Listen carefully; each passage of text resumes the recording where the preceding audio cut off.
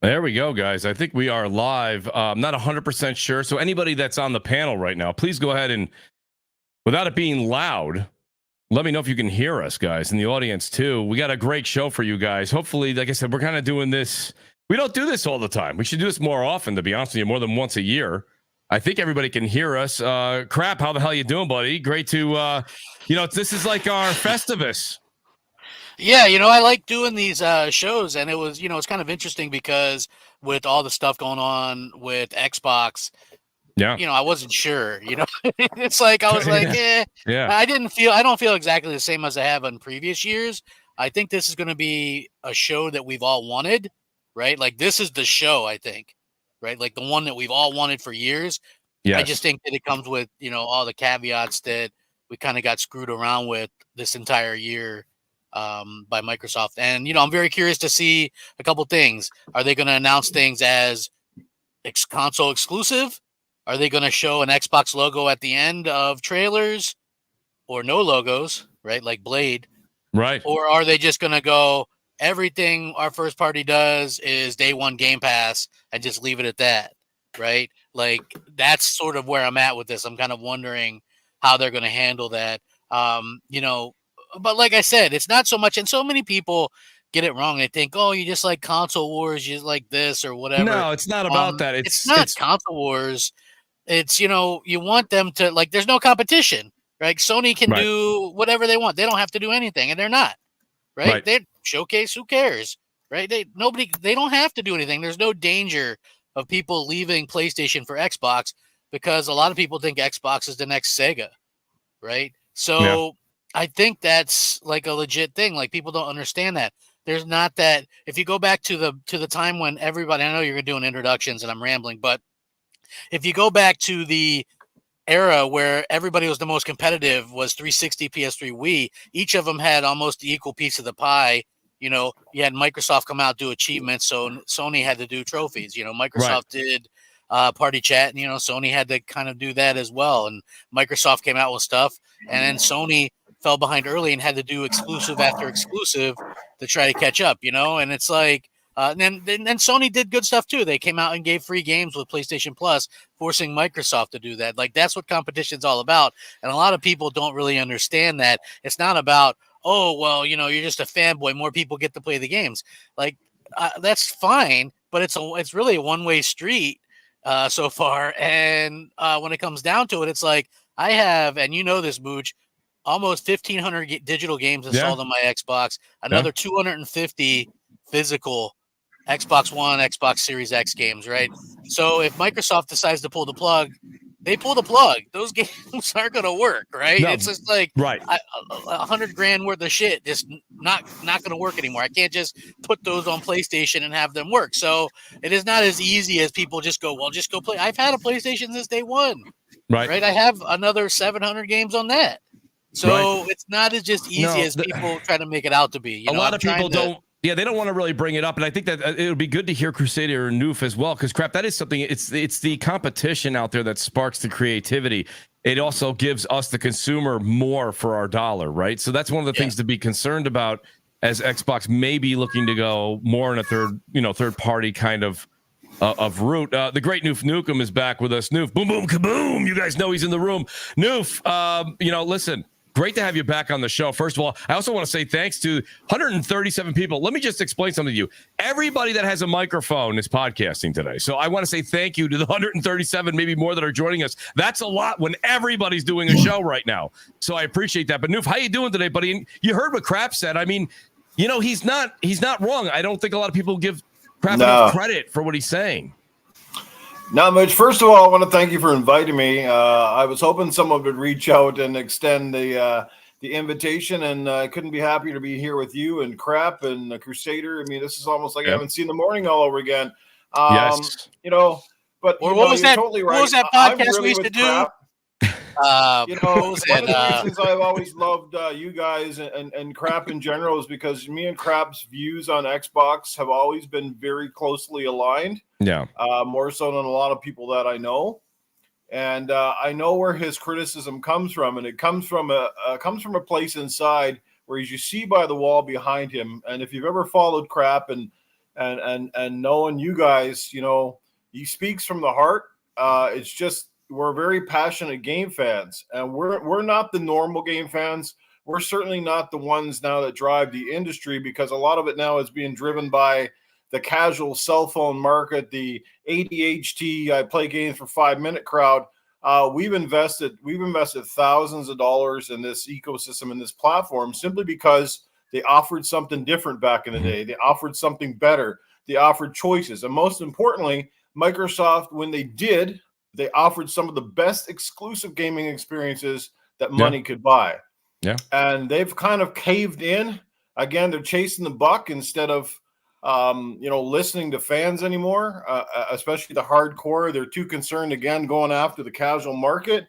And they're turning a blind ear to a lot of what we are saying, what we want and what we expect. And they used to, but now like you just can't believe anything that comes out of their mouth anymore. Do you think they tell you one thing and the next week later they're changing it up? That's all it is. It's just we're passionate fans and we speak from the heart, and sometimes we just don't like the direction that they're leading their sort of fan base down. Well, let me do this. Let me leave a question with you as I introduce Crusader here. I do want to say, Noof, just think about this question for a second. We'll come back to it. Do you think today's show will maybe bonify a bit of what you've been talking about and maybe give fans a reason to be excited again about not just what they currently already own in their homes, but the new hardware that's coming down the line? I do want to say a quick shout out as well to Detective Seeds, who couldn't join us today. Detective Seeds, I hope you're feeling better. He said, sorry, I couldn't make it.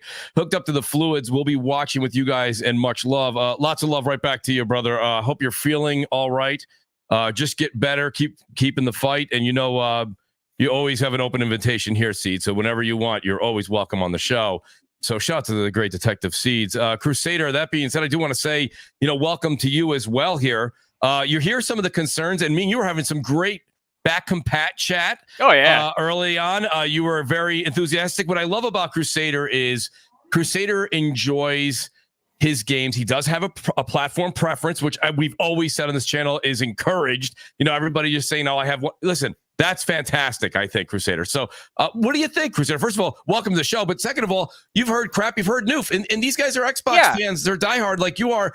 Do you think maybe we're going to get a little bit of restitution today? We're going to hear something back from Xbox that bona fides the reason you have an Xbox Series X in your home. Listen, I don't know.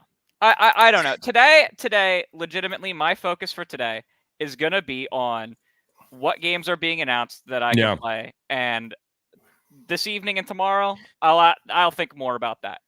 Okay. I'm more like I want to see the games that they're going to show off.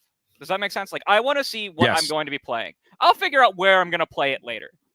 But right now, that's what I want to see. I want to see the shit we haven't seen before, and I want to see some shit maybe that we have seen before, but they're letting us play again on modern hardware, right? Like with the backwards compatibility program. Mm-hmm. Because I have the same general conclusionary concerns that everyone has, that like, well, what's going to be the point of the hardware? Why are people going to buy this? Is my library at risk? But I'm not so much in the camp that the idea of going multi-platform is bad. I actually think that with the way that costs have ballooned in development and the time it takes to make games, that's probably going to be a necessity in a few years, just like a few years down the line, that like to some extent every game is going to be launching in more than one place. Nice pussy mood or in 5 maybe 10 years, right? It's going to be a necessity. And I just think Xbox is moving far too quickly in far too many places. That's interesting. That's been my concern the whole time. Is not. I think that's been my issue too, Crusader. Too many pivots too quickly. I don't think that the move inherently is bad. I think that the way they are doing it it's awful. It's terrible. I've said that at length, that I think that, like, I've said that they should have started with everyone says second party. I hate the term second party, but we'll use it for the sake of everyone, so it's easier to understand. Yep. I think they should have started with the second parties and like, if we're externally publishing something, if they want it to be on another platform, we'll publish it there. Because I think that like that's a good start of like expanding some stuff, getting some stuff other places. Maybe more devs will want to work with them. But like when they're moving some of their own stuff that was like award-winning stuff and like kind of associated with the brand. That's where I have a problem with it right now, because we're not in a world where the opposite is happening to them. In fact, quite the opposite. Lego Horizon explicitly didn't come to them. Like, it's exclusively not on Xbox, right? Yeah. And that's where I have the concerns, because they are making themselves, they're making their software bigger, but they're making their hardware brand smaller. And there are ways to move hardware without needing exclusive software on it. I mean, the PC market is predicated on that, right? Like that is how that market is completely predicated. I don't think the consoles have the kind of differences, but that like a NVIDIA GPU or an AMD GPU have. But they're not even really moving us in that direction before they're making the moves to move the software, right? So like they're not laying the groundwork to make this move work from the start. That's my problem with it. No, I do agree. Shout out to the great BRAP who stopped by. BRAP, I'm assuming you're doing a show too. Have a great show. He says, have a good show, boys. I appreciate that, BRAP. Thank you. Hope you're having a good show over on your channel. Like I said, everybody's kind of doing a show today. Listen, it's exciting though. You know, and you know what? We went around the table, heard our concerns, but crap, this is one of the things that we used to talk about back in the day all the time. This is an exciting day. I do think, like, I'll just throw some things out there because this is what I'm looking forward to. I'm looking forward to seeing Gear 6. I'm looking forward to seeing a Gears collection. However, they're going to like present that to us. That's fine. Right. I want to see what they're going to do with Perfect Dark. And you guys know, honestly, as much as I don't know if you can see it behind me, the Gears, like I love Gears to death, but I am excited about State of Decay 3. And the reason I am is I'm hoping State of Decay 3 does what I thought State of Decay 2 was going to do. But for me, it didn't. And I think Crusader and a few other people really enjoyed it. But like, I got to say, it wasn't your I haven't played any of the State of Decay. Oh, I thought you did play State of Decay 2. Okay, you did not. All right. Shout out to Death Singer. I know Death Singer loved it. I really got to say, State of Decay 3 needs to be that open world experience with friends to go out. The same concept. I'm not asking them to reinvent the wheel. Go out there, get materials. I know, crap. I know. Gears is definitely going to take precedence, and I think that's what's going to make today a hit. Today's going to be a hit because of Gears. I think this is I think Gears takes the cake today. I really do. I think this has to be like their best showcase that they've put on, just for the sheer fact of the stuff that they have. Again, aside from the whole, like if we're just talking about the games presented, aside from the whole questions about the ecosystem and all of that, like mathematically, I think this has to be among their absolute best, just because of what they have to show for the next 2 years. Like, just knowing what they have to show for what's supposed to launch this year is a fairly decent show to start. I mean, they have the IP, right? Yeah. I mean, they have everything now. Now the question is, so here's been my one gripe. The past few showcases, okay, and I was going to show you guys last year's showcase because there's certain games that actually didn't come out yet that I've been looking forward to. But like, I would say that we know that these games are being made, but now we want to play them, right? Because everyone said, oh, you have Game Pass, you have Activision, you have Blizzard, you have Bethesda, you have everybody. But here we are. It's June 2024, and we got Hellblade 2. Yeah. Right? I mean, listen, you could say that they need to take time to cook and all that. That's fine. I'm not going to bash that. I'm not. But I'm just saying, like, it's been a long time coming now. There should be at least 4 or 5 games, not AAA massive games, smaller budget games that are constantly filling Game Pass. Noof, I don't mean to speak for you, but Noof, you said I don't currently have Game Pass. My Game Pass runs out early 2025. That's when my deal runs out. And this show for me doesn't mean I'm going to buy games, but will I buy them and have Game Pass, or buy it on an Xbox, or will I buy it on Steam if they're just going to dribble out a few games I like here and there? This is really a lot. I think a lot of people are watching this show, Noof, wondering if they're going to resubscribe. You know? Yeah, well, absolutely, man. And like everybody subscribes for different reasons, right? But I've always said the games that I really want, I like to buy. I like to have some sense of ownership, even though I know that's kind of a facade because it's all, it's all digital rights nowadays, and a lot of times technically we don't own shit. But honestly, just like the Game Pass thing is twofold for me, right? Because remember when we all made a big stink about Xbox Live Gold going up in price, right? Yep. And everybody did videos on it and stuff. Well, no, they still got us, because what they did is they took away Gold and they forced the Game Pass core. Like for up here in Canada, the only way I can buy it right now is $30 for 3 months. add that up over the course of 12 months. That's $120 to have Game Pass Core just so I can play multiplayer games online. So they did get their money. They just did it very sneakily. You see what I mean? And that alone really stuck a dagger in me. You can't buy a $60 one on Amazon? Because I can. No, I can't buy it. It's got to be like through 3-month segments. They charge, and it's $30 for 3-month segments, and that's just for the core, right? Yeah, I was gonna say I can purchase a core digital code right now on Amazon for $60. I'll have to look into it. I don't think I can. Maybe you guys can in the States, but you know, that's it region thing, locked? Right? And I used to go to the store and buy the Game Pass or the Xbox Live Gold cards. I'd get the scratch card, and that would be like the whole year, and it would cost me $60. Yeah. You know what? I kind of missed the you know, getting an announcement of games that you were going to get with the gold, because you got that included with the Game Pass anyway. Right. And they were usually like indie games or smaller games, but you got to keep them anyway. So it was like, to me, it was always like cool to have that extra thing. And people were like, "Get rid of it! Just get rid of it!" I'm like, "Why get rid of it? It's just bonus games." So I was always like, most of the games I didn't want to play. So I was always like, "Why are you investing in licensing these at all when you could be licensing something for Game Pass?" Like that was always my thought with it, was just like, why are we bothering licensing? Like, I think that actually, Crusader, you make a good counterpoint there. Just throw them into Game Pass. But Crap made a point, like those games were going to be for us. And I remember people saying, "Oh, we're gonna, just get rid of it." I never got the get rid of it. I always thought just stay subbed to access them though. Like you had you only 360 games did you actually keep when your sub lapsed. You had to access the sub, but you could play them anytime 10 years down the road. Right. But same thing with PS Plus, right? There was the PS3 games you could keep forever, but PS4 and onwards, you have to be subbed. To but you got to keep them if you were subbed. Like if those games were to come to Game Pass, they could leave. Sure. You know, and then you don't have access. Like I never got around to playing that. Was that Rick and Morty guy created that game about the High on Life? I downloaded that off Game Pass, and I never got around to playing it. So that's about to leave. I think it's on sale right now. Like the bundle with the DLC is on sale pretty Problem cheap. is, I got so much stuff already. Sure. That's me too. Game Pass and PS Plus Extra could end, and I would still have too many games to play. Yeah, that seems to be the case here too. So I was gonna, like I said, shout out to everybody that's here. By the way, I got to tell you, the Hart is overwhelmed here. A lot of people doing a show.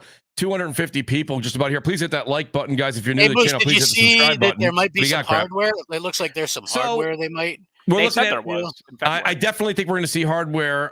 We're definitely see some. I think you're going to see the handheld, right? And then I don't think we're going to see what the next iteration of Xbox is, like the 2026 thing. I don't think we're going to see that, but I think you will see a dockable handheld. That'll be a controller too.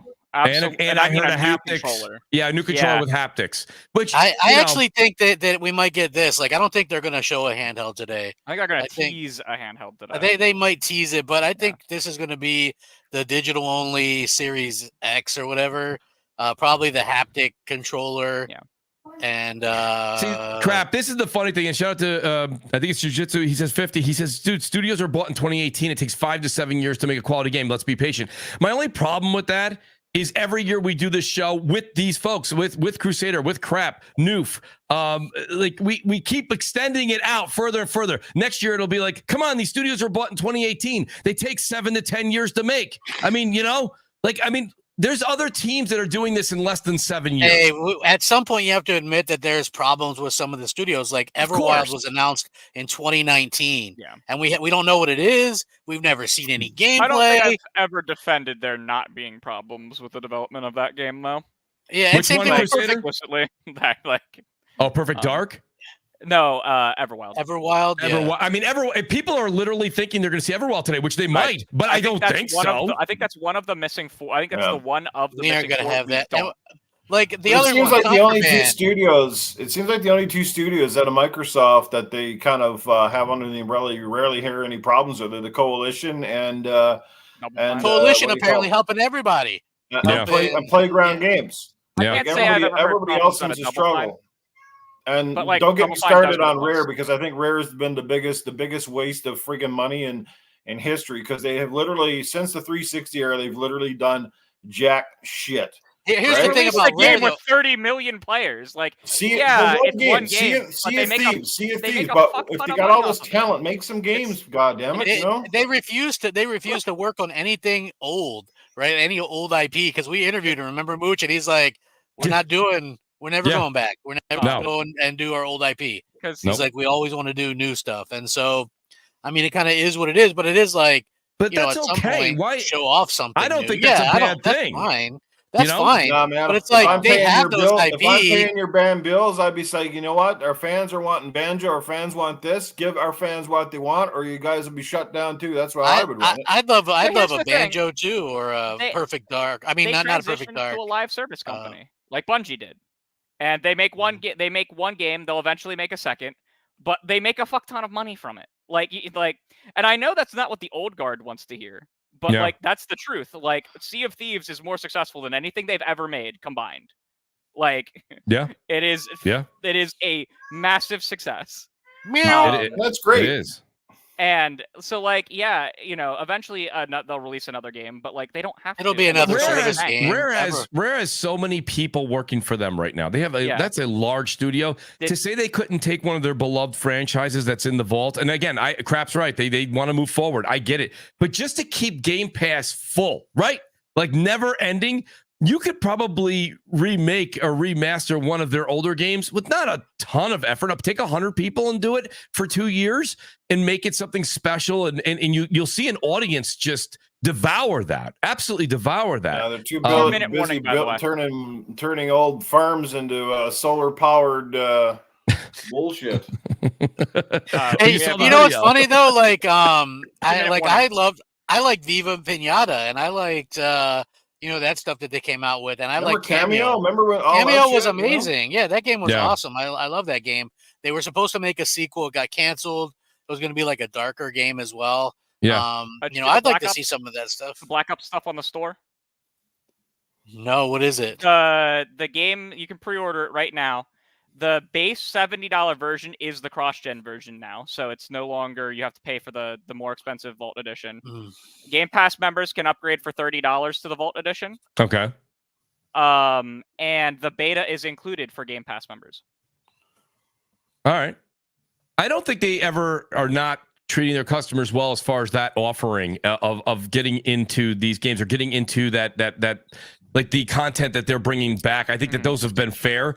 I just think that like when it comes down to it, as much as I think you should have some of the beloved titles maybe remade to keep Game Pass relevant, people want to see these new IPs. They want to see these new games. Shout out to Craig, the tech guy. He says, "What's up, Mooch and crew? Hope it's a great show." Craig, thank you very much. And shout out to Andy Hart up here. I like how he kind of put it. It's a baseball reference, so of course I got to read it out loud. The great Andy Hart, he says, bottom of the ninth for Xbox. Home run, time to go. Oh, the show's starting, guys. We got to go. Warning. Yeah, I was like, that's why I said 2-minute warning a couple minutes ago. My fault. I didn't even hear you. My fault. No, all good. So it contains mature content that might not be suitable for all audiences. Yes, sir. Here we go. There it is, folks. Let me hopefully they don't do any licensed music for you, Mooch. Tell me to mute. Anyone. Yeah, if they start some Rolling Stones, man, I'll be like, mute that. Can you guys hear everything in the audience all right? Detective C's, thank you so much for those 20 gifted subs, man. You're too kind. Good evening. George Bush. More. Despite a potential for instability and chaos, these events clearly serve our national interest. Why are they starting with... They did it last year with Starfield, where they showed Starfield and said, come by afterwards for the if you remember, Mooch, classic E3s for Microsoft used to start with Call of Duty. Man, crap, you're really jogging my memory. I don't remember that, but I believe every word you just said. Yeah. Because remember, they used to have the map first. Well, yeah, absolutely. So guys, that was like the biggest game. Guys in the audience, how's the audio for the show? I mean, as far as what you see on the Xbox presentation, is it too loud, too low? I can change things. Please keep me posted in the chat. By the way, thanks to everybody that's here. Please hit the like button. mean, I feel like I Hey man, Black Ops looks good though. it's Call of Duty. It looks good, dude. I'm a Call of Duty nut. I don't. Yeah. But you know, I don't need to follow Captain Stu Nuts crap. I want the multiplayer. All right. Some you should see. Look who it is. It's that guy. Hey, it's that guy, right? Yeah, I forget his name. That's what we say every year. Hey, it's that, we got to follow that guy around. That's Adler.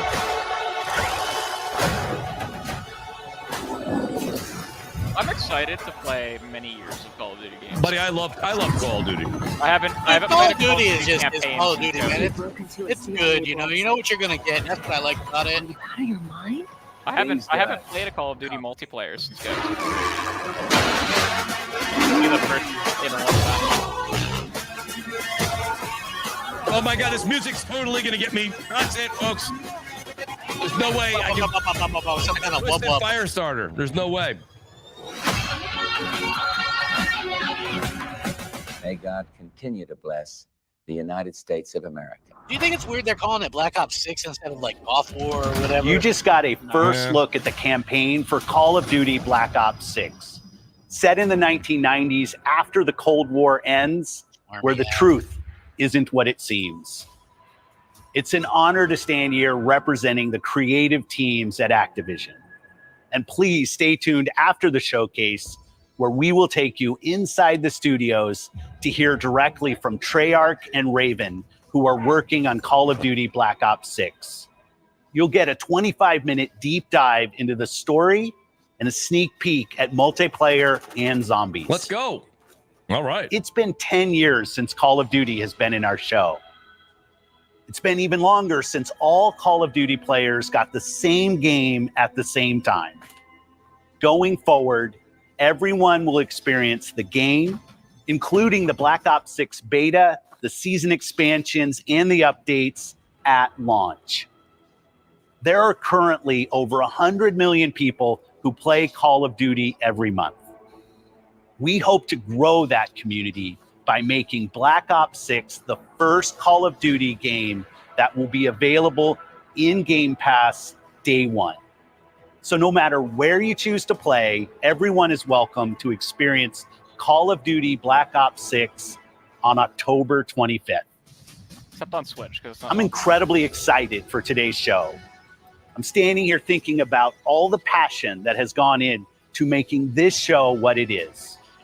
It's an honor to share the latest efforts from our partners around the world and from our own creative teams at Activision, Bethesda, Blizzard, and Xbox Game Studios, who are doing what I believe is some of their best work ever.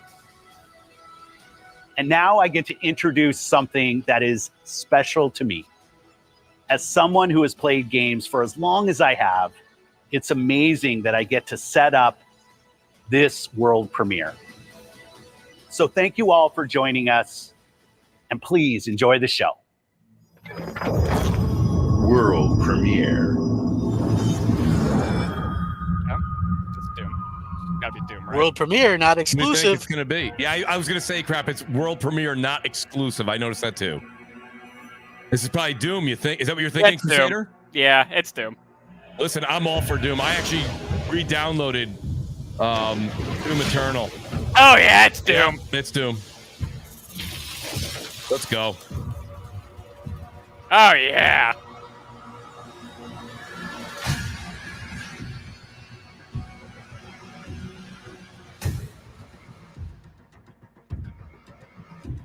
Yo, shout out to the chat, guys. I appreciate all you guys being here.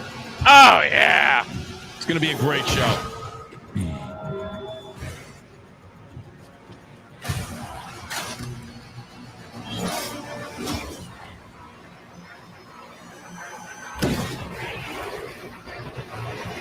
Someone said it said CEO of Microsoft Gaming under Phil.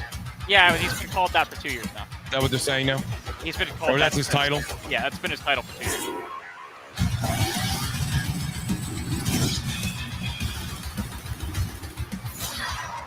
Well, one thing about Doom is, it's going to play really good. That's Dude, it probably looks the- amazing. It does. It looks great. It's a little choppy on like specifically the stream here because it's not Like I'm watching it through our thing. So Yeah, I'm like, watching it on the Xbox stream. You're watching it on the Xbox stream. That's probably Yeah. Why is it not coming through all right, Crusader? I mean, It's coming through. It just is a little bit choppier than it is the on the bit other rate's stream. not fantastic. Hold on, maybe I can do something about that. The Dark Ages. Hey, it looks dope. It does look really good. Coming 2025. Coming to what? No. Oh, Okay, so they're it not does- saying the other platforms. They're not going to be announced. They're not gonna put a PlayStation They're not logo putting on that- their show. That I doesn't figured make they any would with sense. Call of Duty since it was like already known. They may say that did in the look after awesome. show. That gun chewing up the skull and spitting out fragments. Xbox Game Studios presents Here it comes. some Who kind were of you before? Oh, the State of Decay. State of Decay 3. Go, come on, please. Let's see some gameplay. What did you believe? They say it's Unreal Engine 5, Mooch. Well, that scares me, crap. Yeah, they say the Coalition helped with it, so. Well, that's Coalition good. It's just has an actual team inside their studio that helps all the other teams now. Like that's I hope we're not tethered like we were in the last game. Yeah, I would assume that they listened to the feedback from that crap, Mooch, because that. We played that, remember? We got stuck in the walls and floors. And, We got Luca. It was me, you, Luca. yeah. I think Jacob.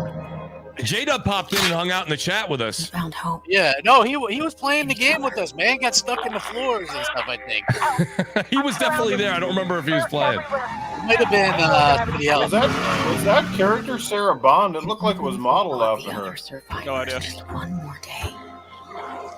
The sacrifice would be worth it. I don't think we're getting gameplay of this one. Nope. No, we're definitely not. Be worth it. Oh, maybe we are a little bit. Oh, that is a little bit of gameplay. I would think they would show something, right? It's been enough time. Yeah, I they're just want- intersplicing it. Yeah, that's gameplay. I just hope they address. To keep going. That looks really good. Really good. Gee. Fight on.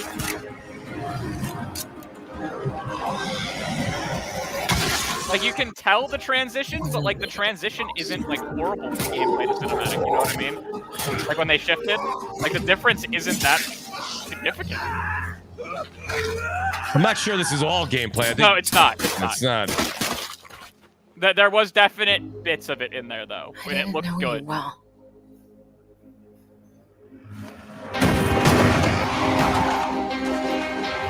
But we'll keep your memory alive. See how they have a lot of people coming in as they're going through? This tells me that maybe we can all play without being like tethered. Like you could, you know what I mean? I can just enter your game and just help out. That's what I want. I want this big survival post-apocalyptic war. Give me that. You know what I mean? Be forgotten. Like I don't know enough about the game to speak on what it's supposed to be. The 2 was gonna be good. It was just they just made some simple. Well, like, the thing was they stepped away. It wasn't really story based. Remember, Mooch? It was just like complete things, right? Or keep your people fed. Hey, It somebody may still- pissed in your It may still be Cheerios. that. It may still be negative that. 4 food.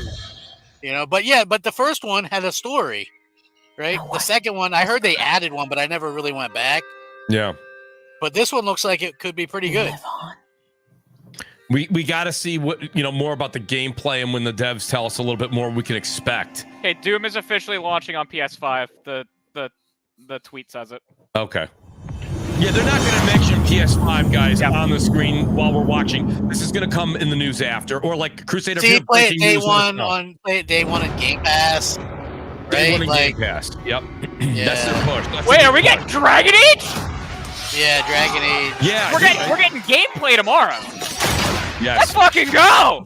That's great. Not looking good, old friend.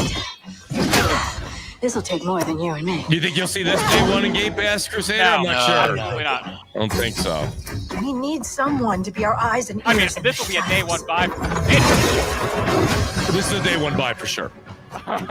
Someone to bring a We're little buying the most darkness. expensive edition. We stand BioWare in this house.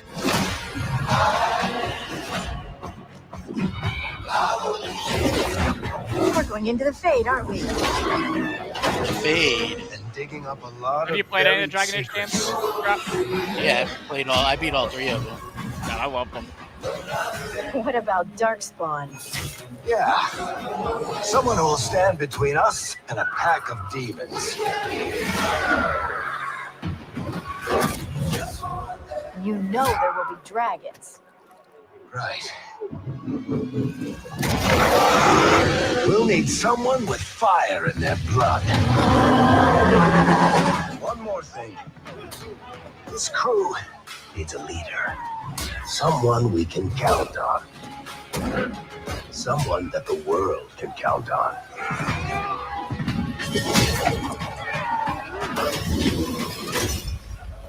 But where are we gonna find her?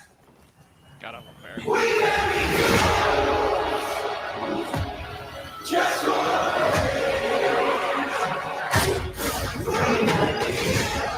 So what gameplay is being shown? The 11th? Like, this is great. I love this, but I want to see some gameplay tomorrow. That's the 11th, not tomorrow. Oh, the 11th? Thank you. Yeah. Coming fall of 2024. Yeah. Yeah, that's this year. Yeah, it's coming out this year. Here's another Bethesda game. Let's see what this is.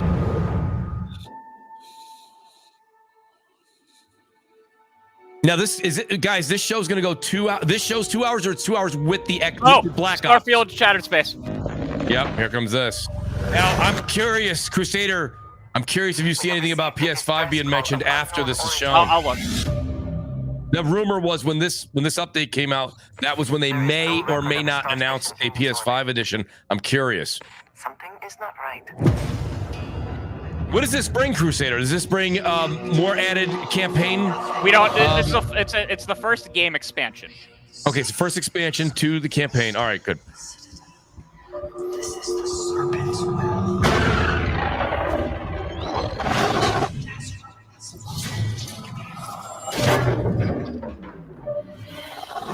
Coming aboard was a mistake. You need to run. God, I love Starfield, so this is. I wish I did. I'm excited. I'm happy for you, though, Crusader. I am. Hold very still and choose your words carefully. They will determine how long you live.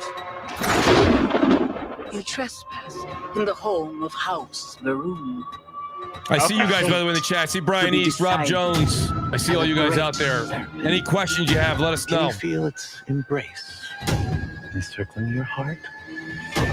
So is the show going to be 2 hours, including Black Ops, or it's 2 hours without Black Ops? We don't know. I think they said, Tom Warren said it's an hour and a half. The Xbox is an hour and a half? Or the whole thing? The whole thing would be 2 hours. The whole thing. Yeah. No. That's like the same as last year. Last year was 90 minutes, wasn't it? That's an hour and a half. No, I know. I thought you said 2 2 hours. no. It was 2 hours, including Starfield. Oh, with Starfield. Yeah. Got it. So I would assume it's an hour and a half plus half hour. Got it. Makes sense. All right, Shattered Space. For all you guys looking for more Starfield. Woo! That's me. I'm from the. I like Starfield. I got over 100 hours in it, like 140 or something. It's just a little too slow for me. It's just too slow. Not even a day on there, though. It just says coming 2024. Yeah, it's supposed to come, I think, fall holiday, right? September.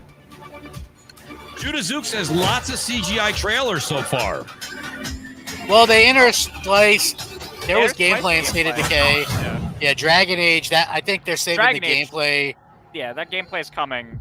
Yeah, like, in a couple 2 days. Yeah. They're showing it themselves, so like, yeah, whatever.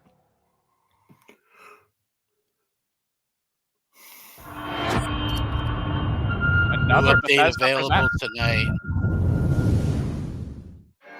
Vaultathon 76 is sponsored in part by Sugar Bombs. 76. Bombs away. Yeah, this is to be expected, though, Crusader. We were talking about it before the show. They've got all these games. They're continuing progress with all these live service games. They have like Fallout 76. We're going to see a lot of similar titles year in and year out. And I'm not saying that is a bad thing, but if you're a fan of this, you're going to love it and eat it up. If you're not, I don't know how many more people it brings to the table. It's so here's the thing. It's like this is their biggest advertising event, so it's not just advertising the new. You got to keep the old as well. That's true. And I mean, this is just how it's going to be. You know, you're going to see Destiny at most PlayStation major events from now on. You're going to see Marathon. You're going to see Consort. Yeah, but we haven't seen those games yet, so it'll still feel fresh. Where Fallout 76, not really. I mean, Destiny? And strong community. Not going to see Destiny anymore. Why? What? Just take a look at our skyline. Well, Destiny Final Shape just ended. They did not end the game. Well, maybe it did end the game, but I'm just saying. No spoilers. No, but I don't think you're. Maybe we'll see more. I don't think you'll see more Destiny at the next showcase. Valley is a stunning I mean, a little too soon. A little too soon. Shenandoah National They have Park, yearly with its expansions. Majestic wildlife and friendly local residents. Skyline Valley is a welcome home to all. I was hoping they did a Destiny 3. Don't forget to They bring might. I We're personally finding don't out care tomorrow. about Fallout 76 or There- whatever. There's a Destiny showcase tomorrow. Don't I get why they're doing it, because it's popular because of the show, but I mean, they do it every year. ESO is going to be here eventually Still too. not sold? Well, will we see Sea of Thieves? Having skin is not for everyone. Best of luck out See if I hope not. Give crap, me but the Sea probably. of Thieves One Piece crossover. See, would it have been hard to put Game Pass, Xbox on the Blade trailer? Yeah. World premiere. No, another world premiere. World premiere? Or World premiere. Xbox exclusive? Not the latter. Ooh, Sandfall Interactive. I don't know about you guys, but I'm hearing a copyright problem here and more music. Soon she'll wake and paint again. I wish these companies would make it so that they get approval. I mean, all of us streaming gives them, advertising. Yeah. One stroke. Shout out to the 237 of you with us. I can't tell you how much that means for a showcase with so many people streaming. Thank you for being here with us. Please hit the like button, hit the subscribe button, please, guys. It means the world to me. An expedition departs for the continent with one hopeless mission: destroy the Paintress, so she can never. No, Fahim Scott, we weren't saying Destiny's going to be shown here. Me and Crusader were referring to the PlayStation showcase. Yeah, it's going to be shown forever at PlayStation. Right. She can't steal anyone else's future. Hey, look, Jeff Keighley's quick to point out that games are coming to PS5. Everywhere we go. Is he? With death. Yeah, he's like Doom coming to PS5. We're the only ones left. Xbox and PC. I just thought that was funny. Tesla didn't say anything about Starfield releasing anywhere else. Yeah.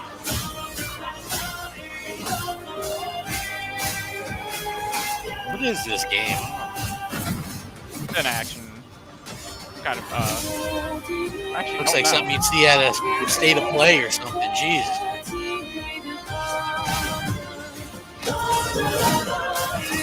I can't tell. Is this turn-based or is it? Watch out! It is turn-based. Is it? Even if we fail, we lay the trail for those who will come after. Right? We are Expedition 33. Oh, Expedition 33, Mooch! I've been waiting my whole life for that crap. Wowzers!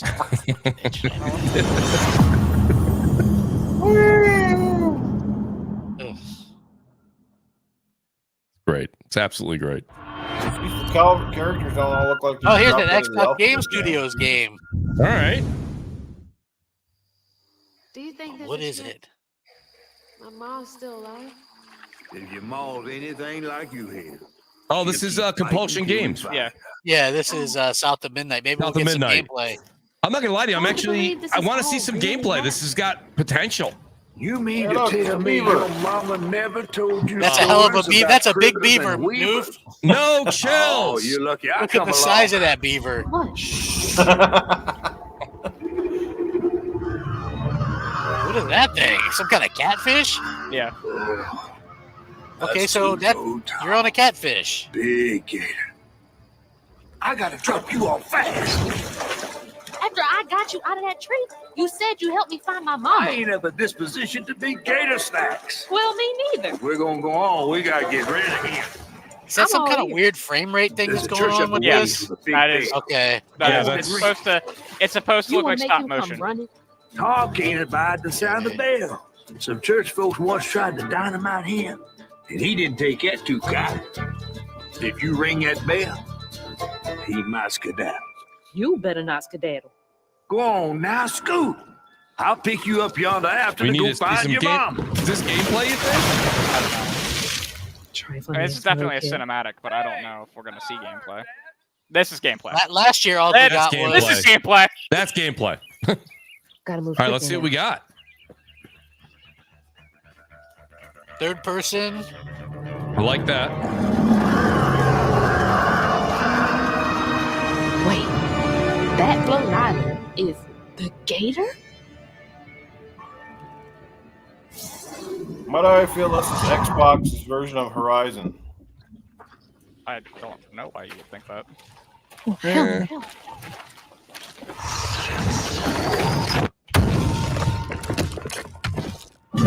Not sure I like the art, like the way that it has that like jittery screen thing that Crap and Crusader were just talking about. Yeah, I think that's like that Spider-Verse. Yes, thing. like Spider-Verse, like It's supposed to resemble a claymation stop motion. yes, thank you, Crusader. Like a claymation, yeah. The gameplay itself isn't doing that though. Just the just the cutscenes. Yeah.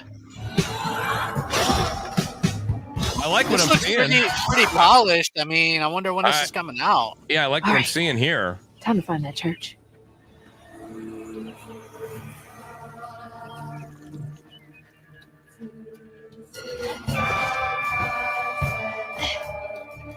I mean, this looks really like something I would play. There it is. Now to get over there. You know what it sort of reminds me of? What's that game that came out on PlayStation, Mooch? That got trashed, but you said it was pretty good. Forspoken. Yeah. Sort of has like a Forspoken vibe. Yeah, if you like Forspoken, you'll like this. I mean, I can see that correlation as far as having the powers and being able to kind of traverse the world so quickly. It's pretty cool. This reminds me of like an old school kind of like hack and slash game, but like more modernized. Gonna be some kind of music thing there, Mooch. Oh, yeah, it's over, Crap. It's over.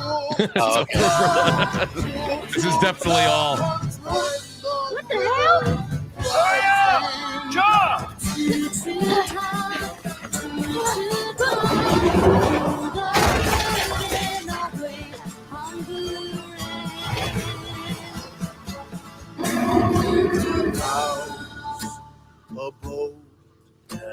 I gotta say, I think it's. I'm interested in this one. Yeah, I'm interested. I definitely would try this out. Coming 2025.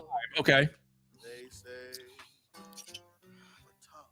I mean, because what? This whole Starfoot expansion about Indiana Jones, Call of Duty. Interesting that they don't say exclusive on anything, though. No, because I can tell you right now, that game right there, a year after its release, is probably going to be on PlayStation and Nintendo. Ooh.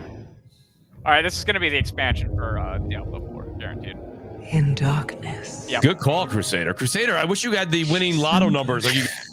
This is supposed to be coming this year too, by the way. He's like literally like, I can name, he's like, name that tune, but he can name that video in 1 pixel. Oh, maybe not. This might be World of Warcraft. World of Warcraft? Oh, now you got Crap's attention. Heroes have risen. I mean, listen, it's like it goes back and forth between first and second most popular MMO in the world. I get it, but it's an Xbox showcase. Yeah. And they've been releasing games on PC for almost a decade. Horror. Yeah. I kind of tune out on the whole PC thing. I don't care about that. Though they fought amongst themselves. I still expect to see Vessel of Hatred, the Diablo 4 expansion. What do you expect to see, Crusader? Vessel of Hatred, the Diablo 4 expansion. Okay. I expect that to be here as well. If it's ready to go, you're good. Well, it was supposed to come out this summer, but they delayed the one season. To rework the loot in the game. So I expect to see the expansion releasing this fall, maybe early next, in like January, February. Even upon the very threshold of death. I know that that's a big lore implication right there. I couldn't tell you what it is, but I know that that's important to people. Do you think they'll mention maybe World of Warcraft coming to console? I would love to see that. The final battle. I don't know that they've owned them long enough to actually both port it to console and make controllers work in the video game, but... Now, in the darkness, at the very heart of the world. I'm sure the PC players would love to see console players added. Wouldn't they be easy pickings? I'm sure they'd love that. Yeah, they'd be easy pickings. Yeah, I know it's really good for. I mean, in PvP, sure, but like not everywhere's PvP. It worked really well for Final Fantasy 14. So long denied me. A lot of people in the chat want to see more gameplay. They're saying on anything, and I hear that. But that's how they usually advertise these games. World of Warcraft, Because they don't even Diablo. Gameplay for They don't really show it. No, they don't show need it. to. No. You kind of know what you're getting at this point. Yeah. There you go, folks. The darkness calls. 8/26/24. PC only. Didn't mention I do Xbox. think that was a release date announcement for that. This is by Metal Gear, right? Yep. Approaching Soviet airspace. Listen up, Jack. Your mission is to infiltrate Selino Yas in the Soviet mountains, Metal Gear, ensure the safety of Sokolov, 3. and bring him back to the West. It's the remake. Is it a remake of? Remake it 3. Your Great. code name for this mission will You're be suffering, Naked Snake. Noof. I'll be Noof is referring like, to as what is Snake from now on. Noof's gonna start drinking soon. The clock is ticking. This will be a sneaking mission. Noof. You must not be seen by the enemy. You must leave no trace of your presence. Is that clear? This kind of infiltration is Where's my Fox Splinter unit Cell, damn it? specialty. In other words, Right? weapons and equipment are procured on site. That goes for They're food like, as hey, well. how can we make that You're game as a completely service naked, for you? just as your name implies. I have to find my own weapons and equipment. I have to find my own weapons. Whose crazy idea was this anyway? I'm boss. The mission And rests there's entirely big in your boss. hands. Boss. Real one-man army. It's confusing, but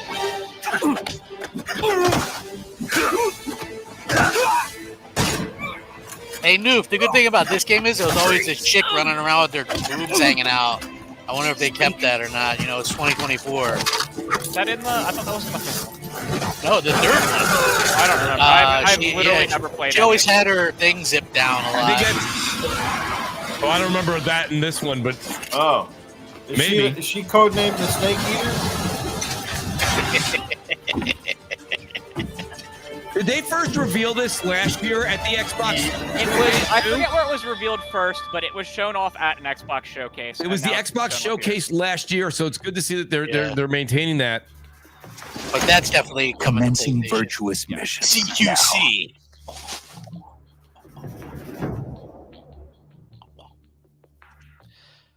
Boss. That looks way better than it did the first time they showed it, too. Brian says, honestly, none of the games impressed me. If they aren't woke, he says, then they look boring. I don't know where we go from here. I don't think anything looks like that. Doom somehow not impress you, because I don't believe that none of the games impressed you. Doom looks great. I think there's some stuff here, Brian, that you could really like. South of Midnight, I thought looked. Is this Sea of Looked like Thieves? fun. I thought that looked very good. Of course, it's Sea of Thieves, crap. I told you all to expect the live service games.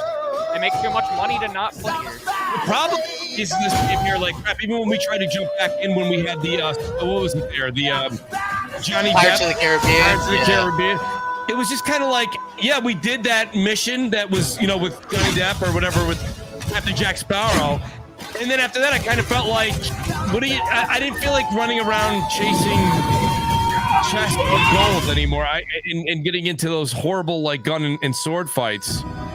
But good for the people that love this. There you go. I mean, they're not going to stop. That's coming to PlayStation too. So that's true.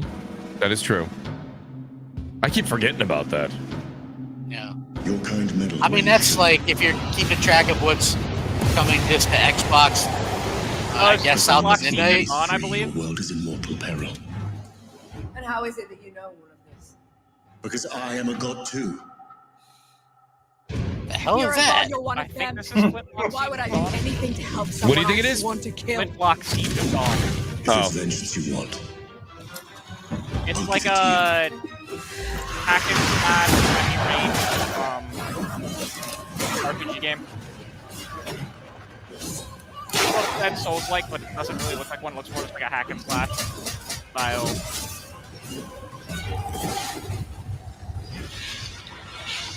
JudaZuk says, so far, the only thing I've seen that interests me is Call of Duty, and I'll buy that as usual. Rest so far is meh. I can, so the fact that I have the great Crusader with us today, Crusader brings that element of gamer that he's definitely, Crusader, would you agree you're not mainstream gaming? You like games that are... I play anything, man. You play a lot of the games that casual gamers might not pick up. Yeah. So... I haven't watched a game showcase in the last, like, 5 years that was for a casual gamer. Like, ever. So, I don't know what people expect when they come to these and all they play is Call of Duty. I think people are looking for that big blockbuster wow. Who created, was this a Bethesda game or no? No, this is, A44. This was announced a while ago. It was announced. Is this going to be exclusive to July. Xbox? Or? Yeah. I don't know if it's exclusive. I just know it was coming to Game Pass. It was announced like 2 years ago. Will that be on PS5 or no? No Crusader. idea. No idea. I just know it's like a. It was an action RPG that I was. Okay. Age of Mythology. Yes. Crusader. It's the only person that I think would ever cheer for that. Know, right? All of you are gonna hate, and I'm going to love. I love Age of Mythology. Just for this purpose, I love having Crusader here. He gets so excited. He loves these games, which I think is great. I just know that probably noof crap myself, and 99.8% of my audience probably doesn't. I spent This is how I feel how long playing the original version of this in middle school. I Matty B love Age of Mythology. And it looks so good. Crusader, So good. I love how excited you get, dude. It makes gaming great, dude. It's awesome. So great. Down destruction. So, for those of you who Bryce says it looks like a mobile game. you know, Age of Empires? Worship me. Like, you've heard of Age of Empires? Claim my power. What? The legend will be yours. Am I still here? Yeah. Oh, no one was. I think this game is giving me gas. This is mythology version of Age of Empires.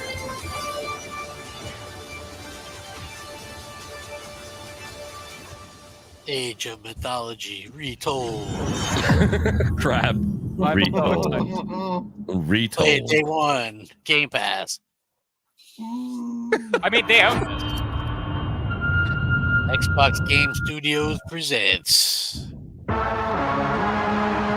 What do we got here, boys? What do we got? Your target is in possession of a radioactive device. Stop Carrington's attack at all costs. Good luck, Agent. Perfect Dark? Is this Perfect Dark? I always knew I had an instinct. Is it? I don't know. I think so. Was it Xbox Game Studios? Yeah, it's Perfect Dark. It's differently. Dark. I thought it I'm would be guessing like she has a any progressive haircut, maybe a nose ring. No. I was wrong. There it is. Yep. Crystal There's Dynamics. progressive haircut. City, where it's a pleasant 23 degrees all day, every day.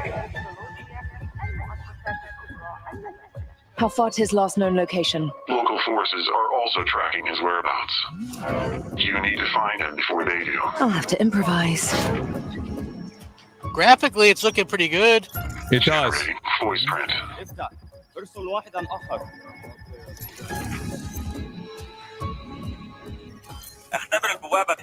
Looks like some gameplay there, Mooch.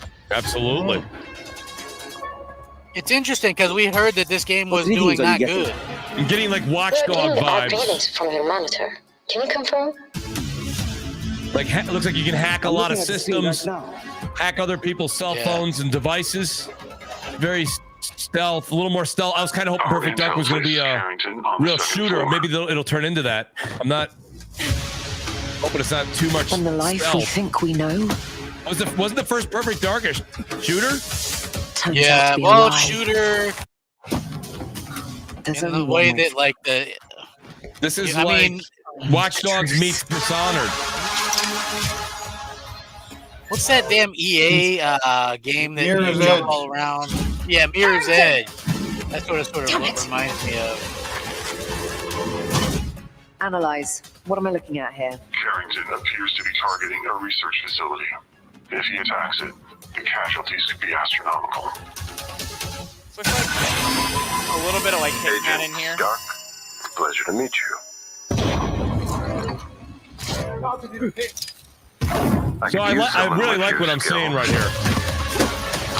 Yeah, this is great. Mash, thank you so much. Shout out to the great Mash. 20 gifted memberships. That's 40 memberships during the show. Thank you, guys. Thank you, Mash. Glad you could join us. You can definitely tell the area looks sort of like how the areas looked in Tomb Raider. Yeah, so you can tell the crystal dynamics. This has a huge crystal dynamics fingerprint on it naturally. I mean, Yeah. But wow, I like what I'm seeing. I like it. What is world? Oh, yeah, that's a lot of gameplay, too. I like what I'm seeing, guys. Now, I hope you're ready, Agent Dark.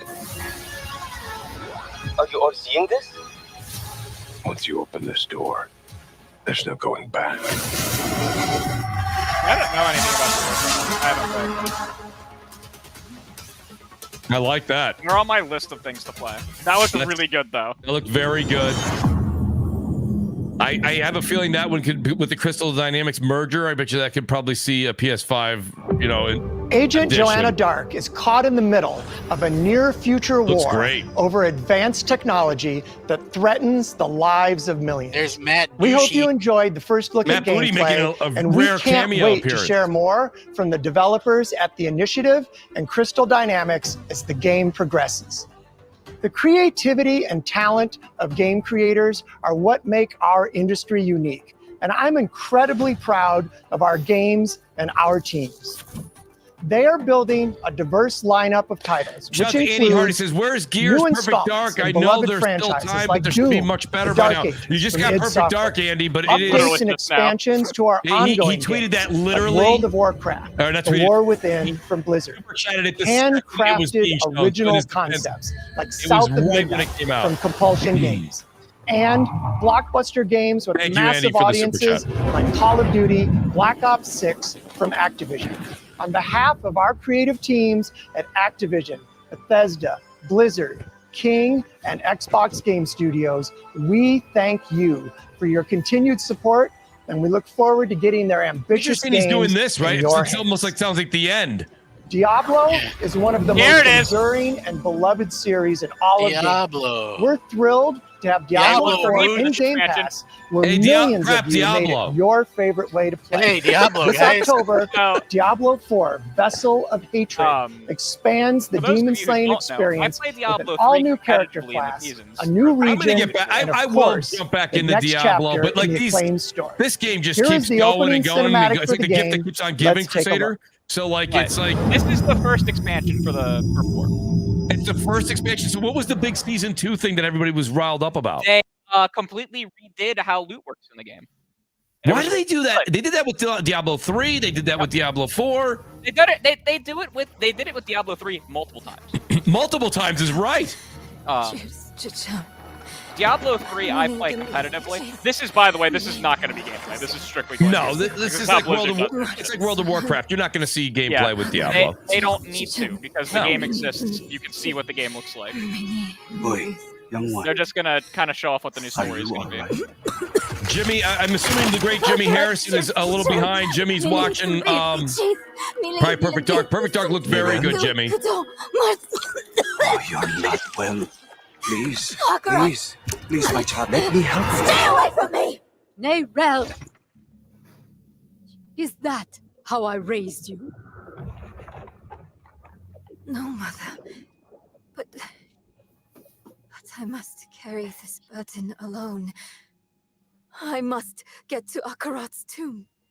But look at you. You're killing yourself. I don't know how much longer I can. I'd say I wish Blizzard would make a movie with their cinematics team, but like they did, and the movie was bad. I missed you so much. I'm so proud of you. But now, I need you to give. JudaZuk says, there he is, Matt Booty. That for some reason still has a job. I'm shocked he's on stage. You probably made him have to go out.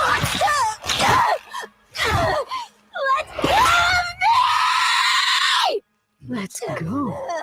No.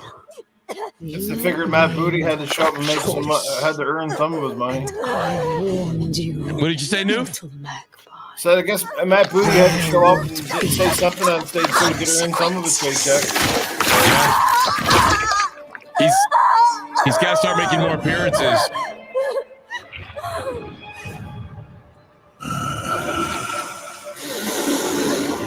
Surrender.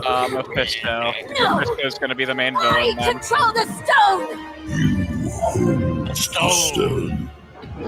You control nothing. Crusader, where do you play Diablo? Do you play on Blizzard or do you play? I play 3 on PC. I play 4 on Xbox. I apologize. Say it again. The music was loud. I play 3 on PC. I play 4 on Xbox. Okay. 3, I have like very customized keybind set. I play it hyper competitively during its seasonal leaderboards. Usually for the first couple weeks in the top 10 ranked on the class that I play. Why are you not playing on PC for 4? For 4, I actually think it plays better with controller. For 4.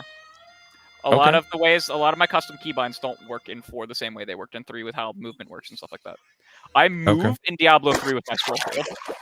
I was playing Diablo 4. I was playing through it with my buddy Grave, but he has a lot more time than me.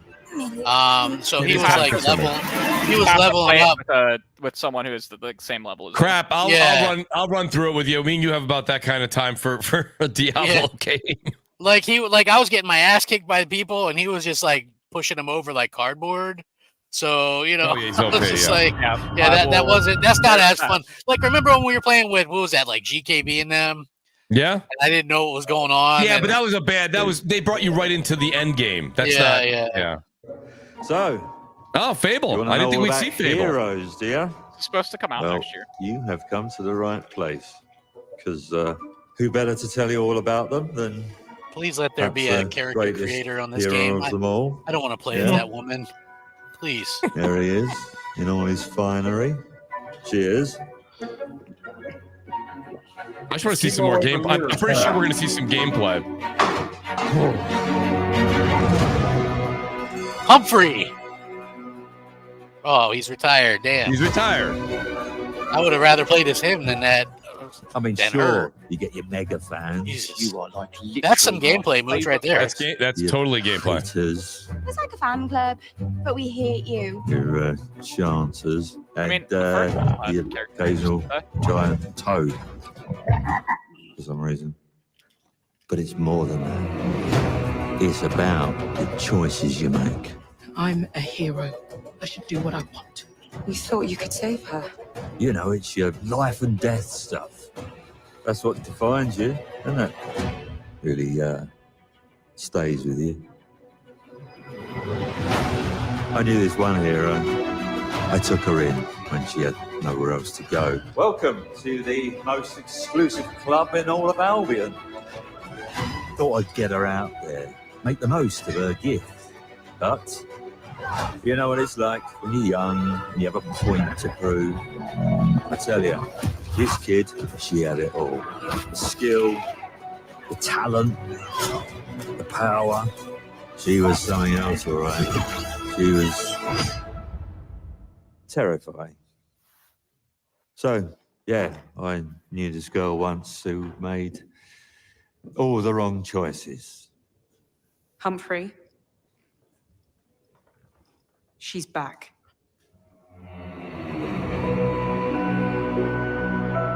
Maybe we'll get a date here. I'm going to fix it, this place. And no one is going to stand in my way. I gotta say, it looks pretty good.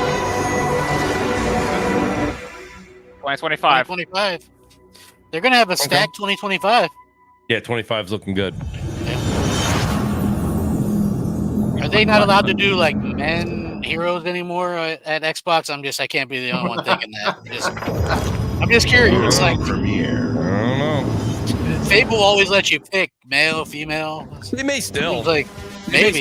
Usually it was They're about really choice pushing in that Fable. whole. Yeah, I guess we'll see. I'll hold off on hating that until I see. Use this. Make your own rules. At least give me the choice. I'm just saying. I would think you'll have that choice. I think we're going to see a little bit of third-party stuff coming up after this, right? So, I mean, these shows are generally like 25% first party, 75% third party, like for any of them. Right, right. We've already had more density of first party than I think I we've agree. ever had. We've seen a lot of first-party. Matt Seen Booty a came lot. out and did his little spiel for everybody, right? Blizzard, Bethesda, Game Studios. So now I can see it being a bit with their partners now. Yeah. I don't know.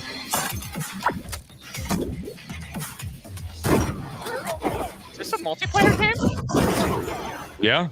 Oh, God, not another hero shooter.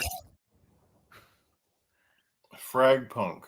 I'm gonna be Some real. The whole kinda- card weird system though, kind of like makes it better. World premiere. World premiere. World premiere. What is that? Noodle cake. Has-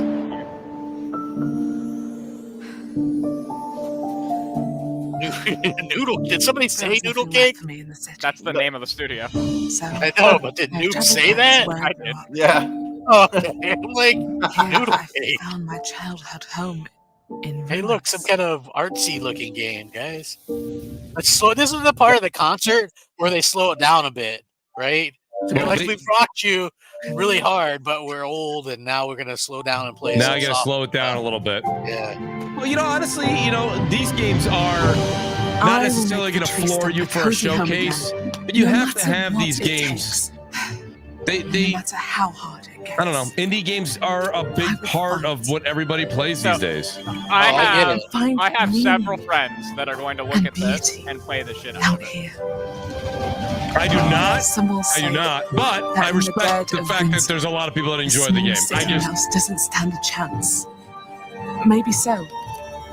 But I must keep believing that shout out to all you guys that are here. I really appreciate it. Again, shout out to Mash. Thank you. Detective C, thank you so much for those gifted subs. Shout out to Talus Gaming. I see you guys out there. Winter Burrow.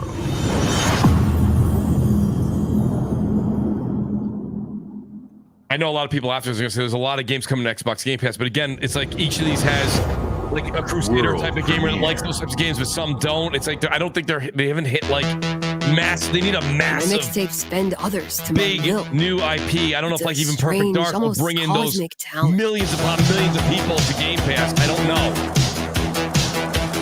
I think Gears is going to be the big boy. Gears is going to be the one that can really do some friendships were magic for Game Pass and for any Xbox. trouble was Or good also more big people three in is the here. I want the door. a flame stallion Again, of delinquency. Gears of the big three Xbox. What's your name again? From Beethoven and Dinosaur comes an adventure, a lifetime in the making. JudaZuk says at least the mouse game was Experience the not just freedom of the CGI. teenage wasteland, sneaking out, Shout out to JudaZuk. making out, Appreciate you, buddy. avoiding the law, All right, and this is making Life is Strange, something made not by a the Life is little Strange. more. Correct. Hey, can I stand up? I also Little Rockford go nuts. Brian Ludwig. Set to the soundtrack of a generation. may want to. You absolutely want to meet Mooch. What are we gonna think of ourselves The in hell? 10 years? I'll just remember to tell myself it felt important Fuck acid at trip the game time. is this? Your greatest I have a memories are friend who stored is in music. absolutely going to bring it. You're invited to go back in mixtape. Oh my god. It's the most Noise complaints. All that music. Okay. It's awful.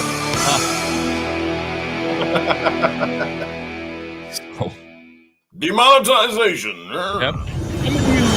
Free. Yeah. Wouldn't be bad.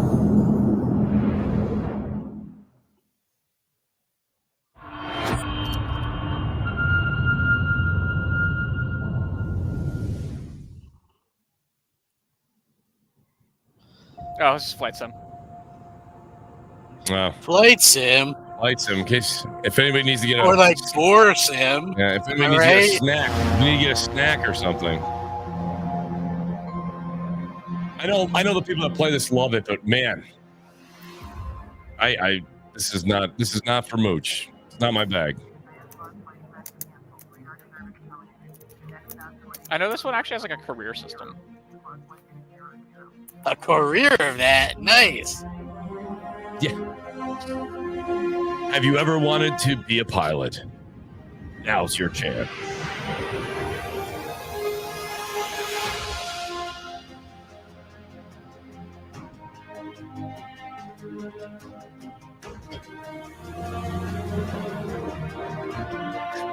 Crap, Epic Helios. He goes, oh, crap. He goes, I love the guy, but complains a lot. Well, I mean, listen. Yeah. I can't deal with some of this stuff, and like it's just to me, like I notice a lot of things that I won't say because it's Mooch's channel, but I'm sitting here noticing a lot of things with how this stuff, and maybe Noof notices it, but and I'm just sitting here going, the games are supposed to be fun, but it's clear that there's other things at play here. I don't know, like I don't get it. Yeah. So I'll always be that way. I'm sorry, you know. I'm okay, as you can see. I've got thousands of games, many still in shrink wrap. If I ever decide to stop gaming on newer stuff, I've got tons of stuff to play, so I'm good. This taking up this much time is surprising. They make a killing from this game too, Maybe because of like selling the individual planes and shit. The licensing for it, so I'm not shocked. Because like all of the simulator games, like not the ones at Microsoft, because like Microsoft only has Flight Sim, but like all of the simulator games are like money makers and a half. So like yeah, they're gonna show the living shit out of it. Because like Train Simulator, people will spend thousands of dollars to get the trains like around for the audience that wants to play that kind of game. It's clearly a moneymaker. It is.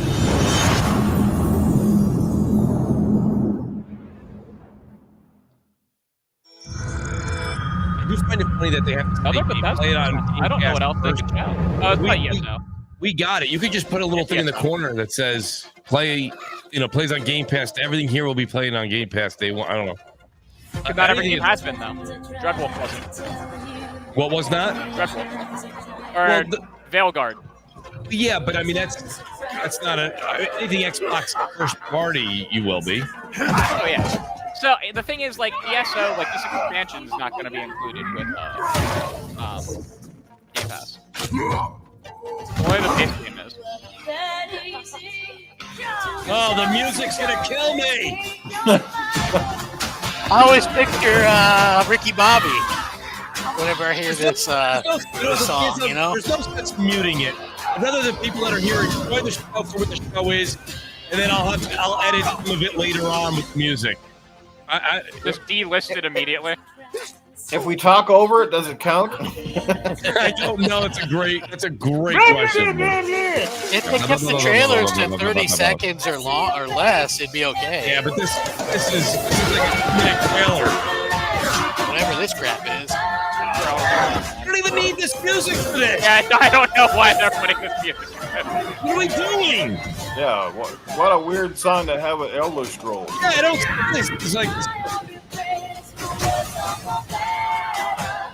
I've always wanted to play ESO, but like I already have one MMO in my life. I don't need a one.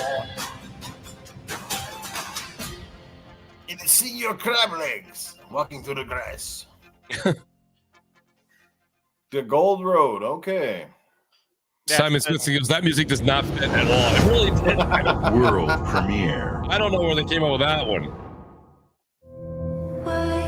I swore I'd never use my power again.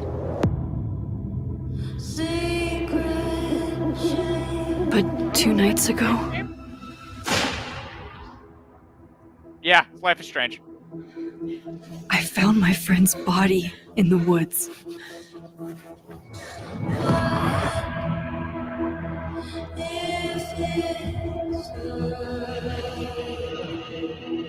I don't know who the show has a lot of pencil cases and not many pencils.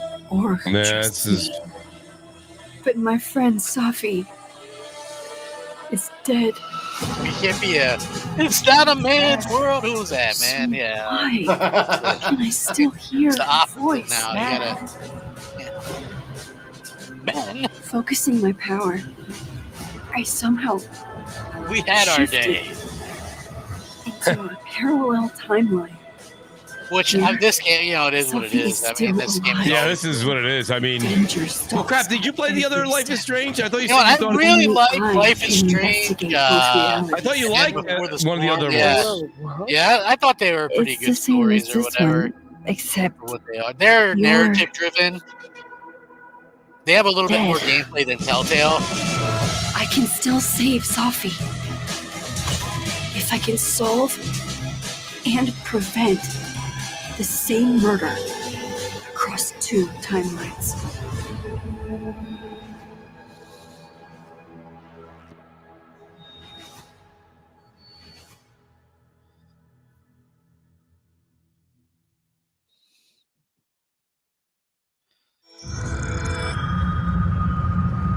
Now I actually. Oh, Indiana Jones. Please keep it just good. Are you sure you want to investigate these fiendish?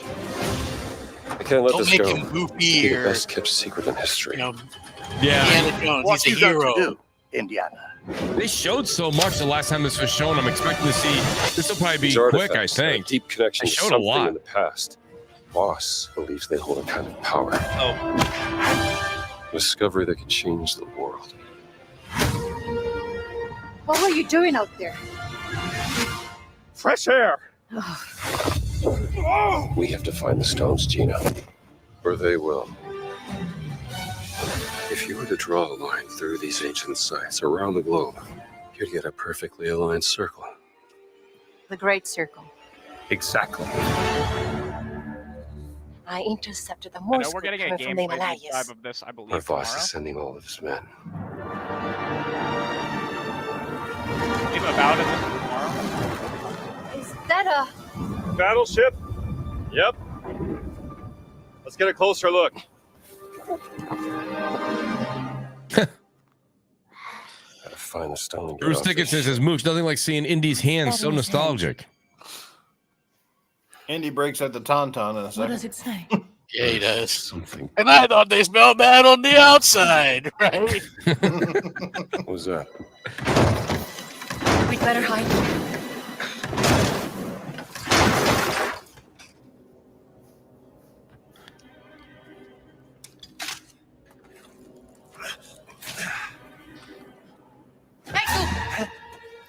Ciao. The cutscenes in this game look amazing. Plus, the gameplay is where I'm a little concerned. Hands behind your head. I think the story's going to be great. God, we love the evil Germans. Machine Games makes one type of game. FPS is where you shoot Germans, and it's great. Yeah, but the problem is he's not doing that in this. Where's the He's stone? using a lasso and a whip. What stone? That sounds like Indiana Jones. Have you ever Yeah, but it doesn't sound like machine gun games. Fear of heights? Yes!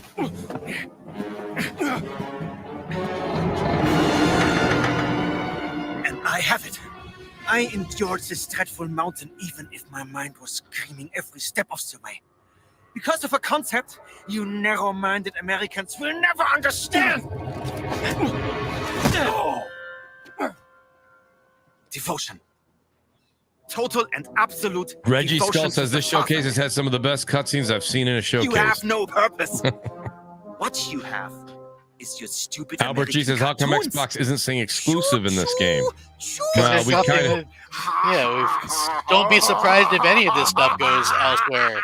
To You be honest laugh with and you. dance, Yeah. celebrating your own idiocy and drinking the piss you call beer. I will walk I will say, the story in this through looks good. fire for the devoted men of the Reich.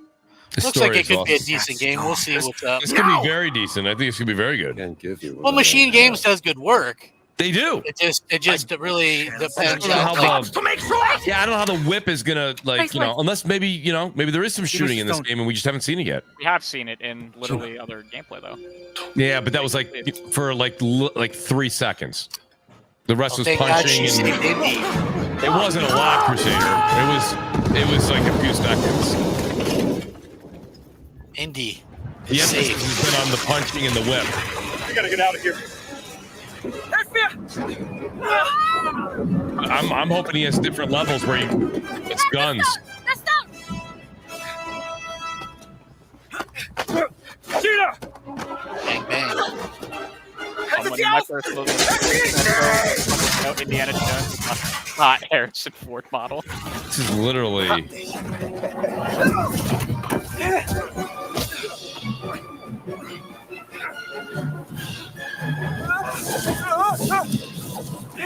We'll say this cutscene is going on for 8 hours too long.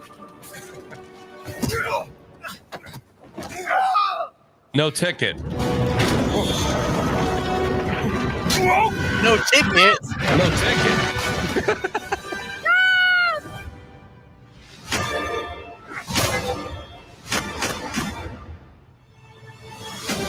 So JudaZuk says, you know, does anyone seriously still care about Indiana Jones? Last season movie was 1989. You know, I do think JudaZuk, there's still a place for Indiana Jones. But I'm also I grew up watching Indiana Jones. So. Well, at least he got the Candyman in this movie, in this game. Yes. Tony Chuck. There it is. It's still coming into the year. That's good news. There you go, crap. It took all this way before we finally saw some giant balls. Do you think the masses, though, outside of the community that we speak to, you think the masses, younger people, are going to flock to that? I mean, I am younger people. Yeah, but you're younger people in the community, like your ears to the ground. I'm talking about like someone that doesn't watch the showcase, and then Indiana Jones comes out like first week in November. Are they running the Xbox to play it? I don't really care. That's the question I'm asking. I mean, everybody that's on the panel listens on the chat and all the other shows. I mean, we're gonna play it. It's Gundam? This is Gundam, right? Don't those usually skip Xbox? Yeah.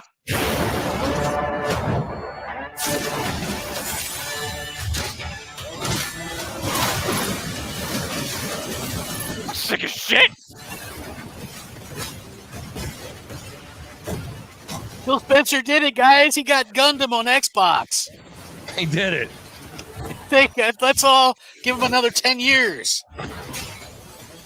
Well, hooray! These games coming to Xbox it's a good sign, but at the same time, it doesn't make a dent because Final Fantasy, they're saying 14 online on Xbox didn't do well, and everybody was really asking, you know, a lot of people were asking Supposedly, for that. Final Fantasy, what is it, 16 is going to get announced today for Xbox. They said that's one of the rumors. Yeah. I don't know about Game Pass, but I heard. Well, they say Game Pass. Ain't nobody going to buy it. Well, I think it'll be available for purchase if it's announced. I don't know about There's Game no, Pass. they said no. What is that? Oh, Mecha Break. So it's Wish version of Gundam. Yeah, so it's not sorry, Gundam. Phil. Phil couldn't get actual Gundam. He wouldn't He's get got that Gundam he's got Gundam at home. You never know you are a monster until someone comes to slay you. The first signs are really subtle, but over time, it I don't know. becomes clear. The gift changes you, slowly consuming every little part of your humanity. Shut up. Too big to ignore. Jeez. What is this? Well, at least we had an ugly one.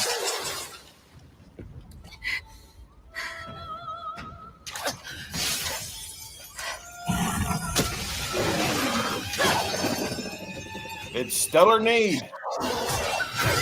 Well, I don't know what this is. Fucking great, whatever it is.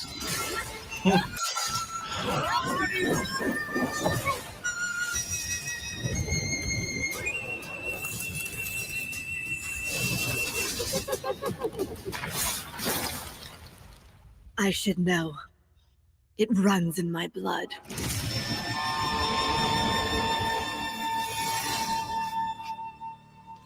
Nothing is forever. Okay, so All in feathers. That'll be on Game Pass, but that's a multi-plot, I would assume. Oh yeah, that's everything. Yeah.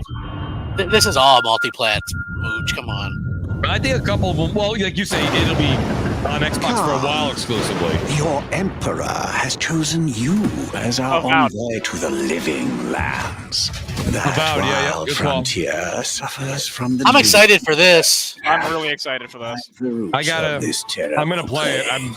And put an end. I hope it's better than the last showing. It has a character creator at least. The dream spirit is but a symptom of a deeper, more dangerous rot. I'm gonna give this a real good shot because Obsidian is the living lands. very so that good. Those who remain Just standing hoping can that last showing they did a year ago, I didn't care, or that last developer direct, I didn't care for what they showed. I had a little bit of problems with the visuals, but like what they showed, I was like, man, this is really good. Like they supposedly switched it over to Unreal now. It was always Unreal. They moved from Unreal 5 to 5.0. Okay. Well, from 4 to 5. Become what the living lands. I like the colorful nature of the game though, so I actually am very excited for it. Yes. So.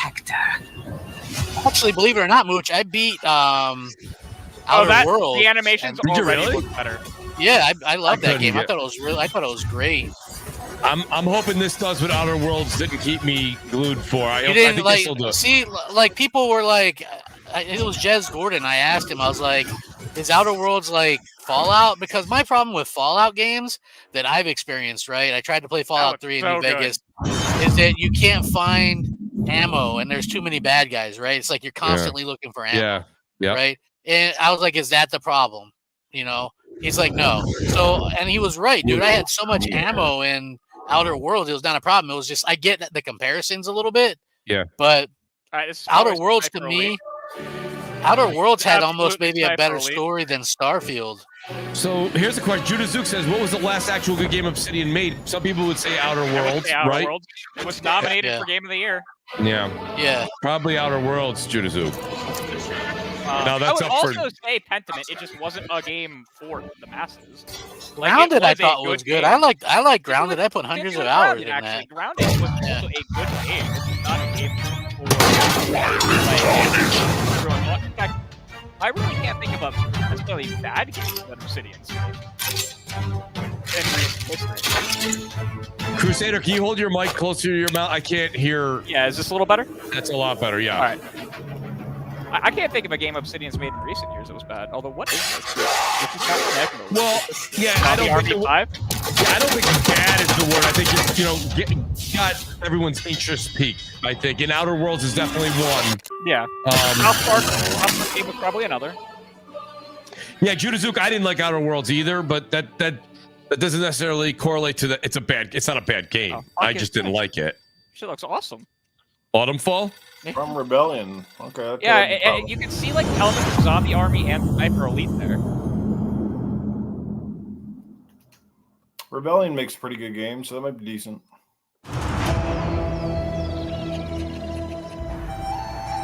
What do we got going on here, guys?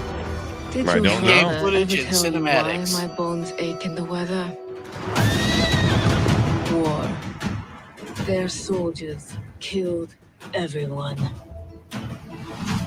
Okay, that's like 800. I do not fear games our based on enemy. coming out right now. I couldn't tell you which one this is. They talk talk of of peace and dream of war. It's not the Ubisoft one, is it? I don't know.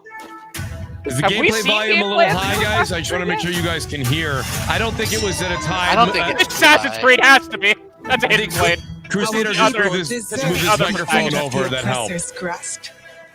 What? Yeah, call it Assassin's Creed, Assassin's Creed. Believe me. Shogun or whatever the hell they call it. Ways to hear. Yeah. It was codenamed Red originally. I don't remember what the actual release was called. Oh, it's Assassin's Creed. This That's is right. Assassin's Creed. Yeah. This looks fantastic for an Assassin's like. Assassin's Creed has always been a good game. It's just it's so long and it's just so like Origins, and they were just like 300 hours to complete the game. I mean, if you did everything, it's just it's a Dude, lot. that was like I liked the originals. I love the And then I tried to play like what is that, Valhalla? Yeah, It's just like Valhalla. there's too much game, man. Origins and then too much game. I have them, but The game, I have Valhalla. I have all the Assassin's Creeds. Like this one looks very good. This looks visually like a step This up is from very anything good. Ubisoft has ever made before. We will bring justice. I just hope it's back not to the like, you know, people. where you open the map and there's 55,000 objectives. You know? Like it doesn't, we don't need 55,000 objectives. Mm-hmm. You know, the same thing over and over and over again. Sneak up behind this guy, steal that, you know, steal that vase. Then come That's back why over I kind of here. like Here's, Mirage. Stalker 2. Stalker 2 I'm looking forward to. I think like it's got a lot of potential. you might like Assassin's Creed Mirage Mooch. It's smaller. Yeah, Mirage. I have Mirage. Oh yeah, I played a little bit of it. Yeah. I think I've just outgrown Assassin's Creed. I'm not Yeah, I gonna can lie to you guys. understand. I can understand that. There's a lot of them. But if you like it, I'm not telling you that it's a great game. Just, I think I outgrew it. I have no interest in the new one. I just there's too many. They're too big. There's so many. There's massive game.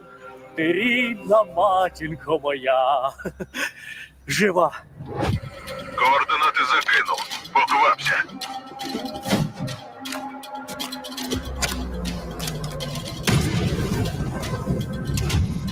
I know we're getting a deep dive of this later.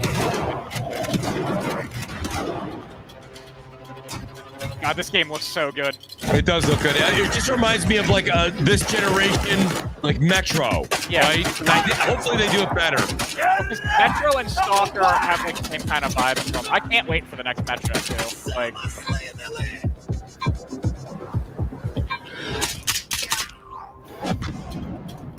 Yo, shout out to 248 people being here with us, dude. I can't even say thank you enough. That means so much. So many people streaming this event. So you guys being here with us, that means the world to me. Thank you. Yeah, thank you guys. Please hit the like button and all that kind of stuff. Yeah, please. God.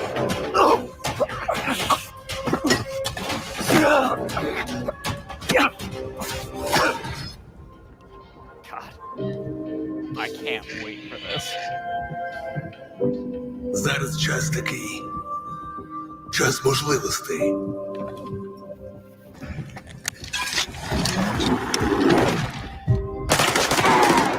Усі ці жертви. So this is Усі ці смерті. for a lot of people are asking in the Який в chat. них So сенс? Stalker 2 coming. I think it's a 3 or 6 month exclusive to Xbox. It is 3 Зона months така, by якою бачиш. contract. I would put into notes that they are a Ukrainian dev. Yes, they are. They may not Я ж like показав тобі, even if якою they я wanted її to get бачу. one out like as soon as the contract expires. There's no guarantee. Іди своїм That's шляхом. true. They also І тоді have ти big зможеш plans побачити on зону consoles from a bunch of interviews. по-своєму. And they may run into issues with that with PlayStation because of PlayStation's more restrictive rules. Yeah, we'll see. We will So- see. I mean, there's so, a lot of things. I mean, I'm gonna play it when it comes out. Oh yeah, absolutely. That's a day We've one. been That's October honored to 5th, partner with or October GSC 25th. Game World, the Yep. Ukrainian studio So behind supposedly, Stalker guys, 2. we're looking at 15 We can't minutes wait for you left to of what would experience be their the game Xbox showcase before yourselves it goes on to September Black Ops. 5th. So I wonder Today, if we're gonna hear any you've hardware. seen amazing games from creators around the world, from both our partners and our own studios, from the biggest blockbusters to original independent games. I hope you enjoy the breadth of titles coming to Xbox. In addition to all these great games, we're introducing a new all-digital Series X that's the all-digital and expanding color and storage options across the Series X and S lineup. They'll be coming to select markets this holiday. These new X and Still S 1 consoles, terabyte, not 2 alongside the terabyte. many other devices in our Xbox gaming family, offer you more choices. It's our mission to make Xbox the best place for you to play by including the titles from our own studios and Game Pass at launch, by bringing your games into the future with our commitment to game preservation, by pushing the technical boundaries in our future hardware, and empowering you to play your games anywhere you want on Xbox consoles, PC, and cloud. They're gonna end with Gears. This is what defines Xbox today and in the future. And we're hard at work on the next generation. Immediately after Showcase ends, Call of Duty Black Ops 6 Direct begins. We're taking you inside Treyarch and Raven for an extended look at what's next in Black Ops. But before we dive into the Direct, we've saved one more thing. They got one more thing. One more thing. One more thing. World premiere. World Cat premiere. Diaz in Cat Diaz Simulator. You like Marcus. Forget it. You got. Here it You comes. get Dell. And You get. Who's the other guy? JD. JD. JD who? Oh, here we go. Jesus. That's Marcus, right? Oh, it's a young Marcus. It's a young Marcus. Please, God, get away from Please, the newer shit. please reboot. Let's go. Let's go. Let's go. Let's do a prequel. Prequel. I think it's gonna be a Gears 2 remake. You think it's Gears Collection? I think it's no. I don't think Gears Collection exists. I think it's a Gears 2 remake.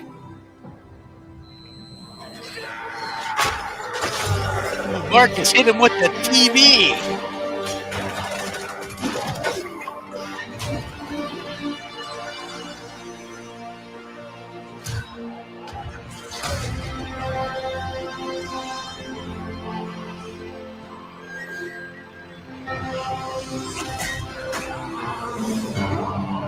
Hey, do you hear the song in the background? I do. Yeah. I was just gonna mention it. I got the chills. It's awesome. Yeah, I did too. Finally, something to. Let's go, baby.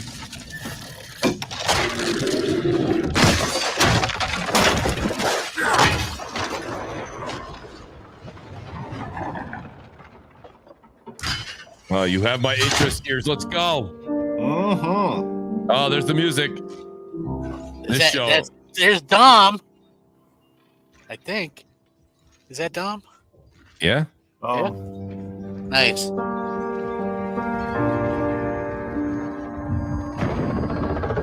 Boys are back. Let's go. Pendulum Wars, maybe? No, Pendulum Wars was before them. Way before that.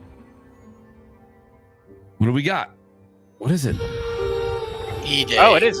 Oh, it is Emergence Day. So it is a prequel. Yes. Literally been saying this across my forever. I'm like, please do a prequel, please. Yeah, it's the. I just hate to say it, but that where they were at with the newer gear with 4 and 5 was not good. You think that? So you don't think they're gonna make it? So Gear 6 is not happening? You see what it is? 7 years. I know, but I think Gear 6 is still in the works. I don't think they're gonna do a Gear 6. Wow, that's gonna be an interesting. Listen, the prequel, you got my attention. I'll be there day one. Oh yeah. How long's the direct supposed to be? 20 minutes? I don't know. I mean, I'm interested in this. I know. Hello, and welcome to Treyarch in Los Angeles, and thanks for joining us today. We're excited to share what we've been working on for the past few years. For Black Ops 6, we really wanted to give ourselves the time to craft something truly Cake great. Batter says This E-Day means we're is before delivering a Gears new 1. Yeah, level of prequels. This is going to be quality that's and innovation across phenomenal. all parts of the Phenomenal. game. I've been working here for over 20 years, and I can tell you that we have something Full Sweat special says on our Gears of hands the with Dead Black Ops franchise. 6. I don't know think that the team so, are Full excited Sweat. to You give know a that's deep not dive true. into If our they come back and campaign do this global innovations this across the E-Day entire amazing. game. That's pretty cool. I think they're going for that nostalgia vibe with the song and the Marcus and Don thing. Yeah. You dude. There's no bigger Gears. I have never even finished With Black Gears Ops 5. 6, the we're campaign. taking players to a new but Yeah, familiar this- era. It's just the it early wasn't 90s. very good. In true signature Black Ops fashion, our story builds on real history, thrusting players into a conspiracy where a shadowy force has infiltrated the highest levels of the U.S. government, branding anyone who resists as traitors They and used to forcing do this players a to lot. go Remember, rogue for Crap? the first time to Years fight ago, the very they used to do machine their that own, created like them. Activision would do their big reveal and like they used to do it in The like team has been May. meticulously crafting And, every aspect of this game to deliver I the hope they fun and just show some. I want to attitude see the players multiplayer, expect some from the Black maps. Ops franchise. Multiplayer is, of course, here and brings the Black Ops go. style and provides a playground for the brand Everyone's new excited for Omni Treyarch, movement man. system. New way to push Everyone's beyond excited your to see what limits. Treyarch's gonna bring to the move table. like an action hero. You'll see a sneak peek of that later today. Round-based zombies is absolutely actually back excited and for better Gears, than ever. man, And like- you could be sure Yeah, it's full of me too. surprises. That's With that's that, the thing let's for step me, into the man. mind-bending campaign experience we've been crafting with our partners at Raven. 100% Gears. Hopefully they go E-Day. back to that more Gears 3 type of multiplayer as well. You know, because I feel like they went like Mooch. No You and me turning played a back lot now. of Gears 4 multiplayer. It was Yes. okay.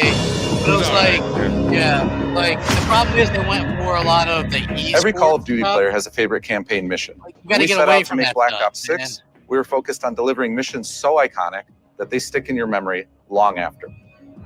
We are bringing that Hit that action-packed like button if you blockbuster guys are feel to watching. every step of the narrative.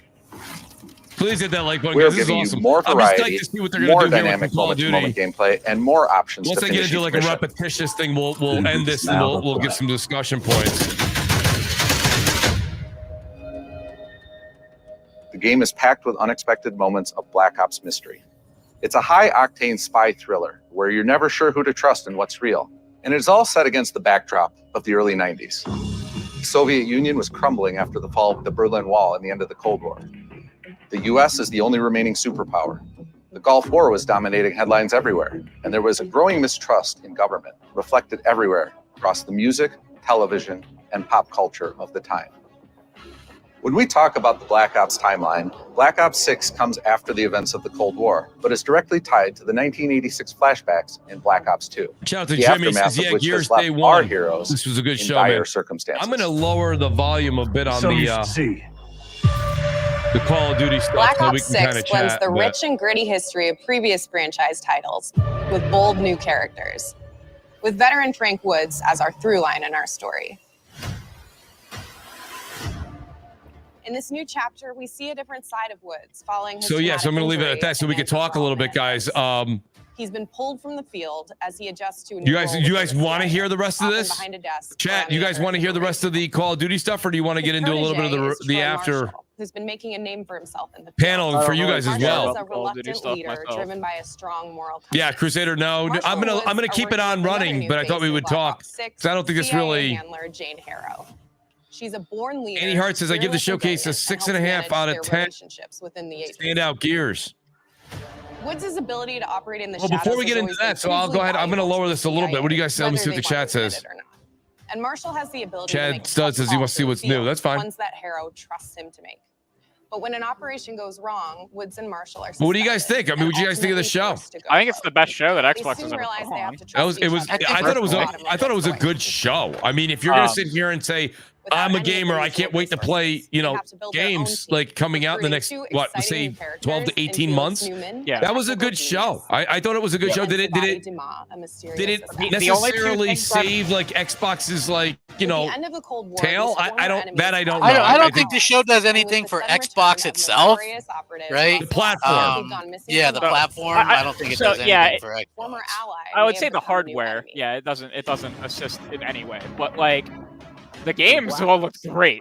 I mean, the fact that you can play all this stuff on Xbox is cool, I guess, but it's like I'm a little concerned as like why were there no dates for anything in 2020? There was no dates. That was right. Even 2024, like Indiana Jones, no date, right? Avowed, no date. Well, even the stuff that like is reported to be coming in September had no dates. What's supposedly September? Where's the Activision Blizzard gameplay to unfold? Now maybe that'll be in this, but like I don't think so. This is strictly Call of Duty. Different combat styles. We also have. Even still, they may announce Call of Duty games going to Game Pass. Okay, all right, I'll give you that. I'm not leaving the stream. I want to see what's going on too. I just think that I don't know. Online, people are raving about the show. By the way, I've been scrolling through Twitter. Like Pio. Yeah, no, I'm seeing very positive. Man. I'm seeing very positive stuff here. Yeah. Mr. PlayStation Burger Man was like best showcase in gaming in years. To provide different challenges for the player. So whether they choose to go in guns blazing, I thought it was very good. Yeah. Line them up right, you can take them both out with one shot. Nice and quiet. Yeah, Perfect Dark. I think my real takeaways from the show are Gears E-Day, Perfect Dark. I thought Indiana Jones. Listen, I don't think it's gonna be my favorite machine games like production, but I'm gonna love it for the story. Like I grew up watching Indiana Jones. That was there an were Indiana 30 Jones movie. Yeah, 30 reveals. 20 are confirmed. Are multi-platform. That we know of so far. One of the largest campaign maps. So I mean, I guess, yeah. I mean, like okay, so Call of Duty Black Ops, World of Warcraft. That's not on any console, but Mixtape, that's multi-platform. Wu Chang is multi-platform. Sea of Thieves, multi-platform. Dragon Age is multi-platform. Elder Scrolls Online, multi-platform. Atom Fall, multi-platform. We have a mission that takes place in an opulent From Doom, multi-platform. Assassin's Creed, multi-platform. Expedition 33, multi-platform. Metal Gear Solid, multi-platform. Flintlock, Siege, multi-platform. Mech Break, multi-platform. Stalker 2 will be multi-platform at some point. Fallout 76, multi-platform. Winterboro, multi-platform. Diablo 4, multi-platform. Age of Mythology, multi-platform. Life is Strange. Oh, that's not? Okay, No, well, that's Life is that's Strange. Xbox owned and published. I mean, it might be at some point. But Wait, like, what was it? What was the game in question? Age of Mythology. Oh, okay. Life is Strange, double exposure, that's multi-platform. So 19 are for sure, PlayStation as well. Yeah. I mean, that's normal for one of these kind of showcases, though. Like, Yeah, I mean, the thing is, I would have liked to have, they didn't really answer any questions. they didn't. Will they at some point say, okay, well, and I mentioned this in videos that I've done myself. If they want to come out and amend this and go, okay, anything that was on PlayStation previously, Doom, Fallout, Elder Scrolls, that's all going to still be on PlayStation. Anything that's new, State of Decay 3, that's always been Xbox exclusive. That stays Xbox exclusive. Perfect Dark, that's an Xbox exclusive.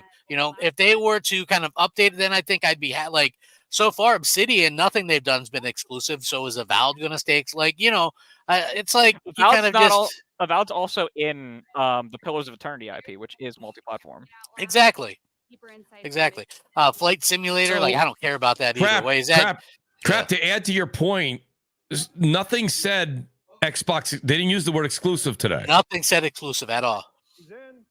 I didn't see anything say exclusive. That doesn't necessarily mean anything. I'm not going to second guess, but some of the ones they're not gonna put themselves, even if stuff is planned to be exclusive, they're not going to put themselves in a. You don't think they would say exclusive if they meant it was going to stay on Xbox platforms? They don't know what they're going to mean in 4 years. So they don't want to say anything. Well, you're not really on the hook today for 4 years from now. You kind of are on the hook from 12 months from now. You know what I mean? Or 18 months. If all of a sudden in 12 months, you're like, we said exclusive, but we were kidding. That's a problem. If 4 or 5 years, I mean, they said Sea of Thieves was exclusive, right? I mean, it's not anymore. So again, I think they just don't want to. They don't want to fall into the trap. They don't want to fall into a trap of people complaining. That's one thing they're going to have with Starfield is Starfield, what's his face? Aaron Greenberg said it wasn't a timed exclusive. It was a full exclusive to Xbox, and that's going to be a problem for them. That's actually going to be potentially a class action lawsuit problem for them if they try to put it somewhere else. You think so? Yeah, absolutely. Because how explicit he was being. Yeah, I don't know that people would win. But I don't think they would win. I think that. Yeah, but I think Crusader, you make a hell of a point. They don't want to. They don't want to because, and again, I am of the opinion that regardless of how fast they are moving, that this is going to be more or less the norm. Maybe not everything on every platform, but you're gonna see more stuff hit more than just one place at a time. Almost certainly, more the only one that can get away with it really anymore is Nintendo. Because Nintendo didn't allow their costs to skyrocket. They didn't chase the hyper realism and the 5-year development windows. They sit with 4 or 5 finished games and wait to release them across periods of years. So. Hey, Mooch, what do you think about you think Gears fans that are going to be mad that they didn't finish out that trilogy? I haven't seen anybody upset because I see everybody's the bros are. The bros are back. Well, I've been saying for a few years with Gears, I said honestly, the series just kind of went off the rails. While it improved some aspects of gameplay, it was just the characters were so iconic, and we all fell in love with Delta Squad, and it started getting a little bit it just didn't feel right. And to go back to kind of where it all begins, but I'm sure infusing that sort of newer feel, I think it's amazing. Like I said, what is old is new again, and going to EA I think is a really good call in their books because it might rejuvenate the franchise by bringing sort of that nostalgia into again a newer graphics engine and newer gameplay. So I think it's a good call, and hopefully we will see a Gears 6. But I just think it's almost like a reboot for the franchise to an extent. I would say reboot, stay with the the Delta Squad. Just having Dom back. Like, believe it or not, I know it's known for like a multiplayer thing, but people like the story. I like the campaigns, and Dom with his wife and Maria and that whole thing was awesome. So it was amazing. Yeah, like that was way better than anything they did with the newer stuff, right? And this looks dark. I played them in what 2022, I think. I played all of the Gears games straight in a row. Yeah, I liked the new ones way more than the old ones. Yikes! I did. I genuinely. I know, but did. if I was, you're in like a room with 8 people. Yeah, I thought that they just felt better. I don't know. Well, I mean, that's. I didn't really care for the story of any of them. That's not. Yeah, okay. You want to say that the gameplay? I mean, you would hope with years. The first 3 were made. The first one was made in 2007. I genuinely don't understand what everyone says return to horror, because like I didn't feel horror in the. I felt no more horror in Gears than I felt fighting the Grave Mind in Halo, neither of which I would call horror. Well, I think when you compare, like, take Gears 4 for example against Gears 2, like 1 and 2, like that the really horror element, because they have the weird things that like pick people up and like would like carry them away, like, and they had to like rip themselves out of them. Like that shit's terrifying, but like it's not horror in either case. Like I mean, when you say horror, I'm not. I don't put it up there with like Fear. It's not like those types of horror, but I mean, they mean that. I think that gruesome that. I don't know. I still think the weird things that like kidnapped people in Gears 4 was like as horrifying as the shit in like, except for maybe Gears 2. I don't know. I think Gears 4 and 5 didn't give me any of that kind of fear. 2 a little bit. I think when you hear the heartstrings being pulled from a lot of the Gears fans, I think 1 through 3 the story was just. It just connected with gamers more than the way that they went with 4 or 5 and what we thought was going to be 6. Now, the reason Crap says to me, Mooch, you think they're going to do 6? The reason I still think they're going to do a 6 is they don't think they got to finish the story. Like, even if it's a short version, Crap, like, you know what I mean? Remember Hive Busters? If they did something twice the length of Hive Busters and threw it in there and the final chapter. You know what I mean? I don't know. I don't know, man. Like, I just gotta say, from me as a Gears fan, 5, like 4, I thought, okay, it's safe, it's okay. I didn't particularly like. Here's the thing. Here's the thing where I'm at my age now, Mooch. Like the things that we grew up with, right? And Noof, you'll probably agree as well. Like the Star Wars, the characters, we grew up with Indiana Jones, Luke Skywalker, Marcus Phoenix. So to see him get captured and need help, like that doesn't resonate with me as a gamer. I guess, it's like maybe that doesn't piss other people off or annoy other people, or you try to watch the new Indiana Jones and he's a goofball and needs help every 2 seconds, right? Or Luke Skywalker gives up and as a comedian throws his lightsaber behind him and gives up. Like that's not what people want to like. They want to see their heroes be heroes. Right? Like so, I don't want to see Master Chief get outshined by people. Like he's fucking Master Chief, right? Yeah. Like that's what I want to see. So again, it's like you want to see your heroes be heroes. I want to see Marcus and Dom and those guys be the heroes that they've been, because that's what I grew up with. That's what made me an Xbox fan in the first place. So go back to that. Go back to what made these things fun, and I think that's what they're going for right there, and hopefully so. It's like, look, that's why that RoboCop game was so good, because it didn't overstay its welcome. Exactly, I love that game. Like material, and you felt like a badass when you stepped into RoboCop. You're RoboCop. They didn't tame it down. They didn't like dumb it down. It was like, it was RoboCop. So it's like, if you stick to the stuff that people like, I think you'll find success there. I think it's like so often you see people try to go after something else or whatever, and I just don't get that at all. It's like the movie industry is doing the same thing too. Crap, they're just not listening to people. They're just doing all these check the boxes off now. So here's the thing, though, guys. Like, just to add what you're saying. So I think this is one of the first times we're seeing a dev team. We're seeing maybe some parts of Xbox management listening to the audience. And they are going back and doing E-Day. Now, my question for you guys, I'll start with Noof, because Noof, I want to hear what your opinion is, not only on this question, but what you thought of the show, because I heard Crusaders for the most part, and Craps, I got a good point so far. But Noof, what do you think? Do you think this is the first Gears that's going to be without Cliffy B, and now without Rod Ferguson. Is there going to be? You think there's a learning curve there, or no? Because Rod was there for those 4 and 5, this team's got it under control. I think Coalition's got enough talent and enough people there that they know what they're doing at this point. I think it shows they're listening to fans by going back to E-Day. I think they've heard enough of the complaints and how a lot of people kind of lost touch with 4 and 5 in particular. So I think that's a step. I mean, first of all, the fact that they're even calling it Gears of War, they just didn't call it Gears E-Day, right? And I've been saying you got to put the title back in. It's just more aggressive. It kind of emphasizes. Oh, it did say Gears of War E-Day? Gears of War E-Day. Yeah, not Gears E-Day. Gears of War E-Day. Nice. Right?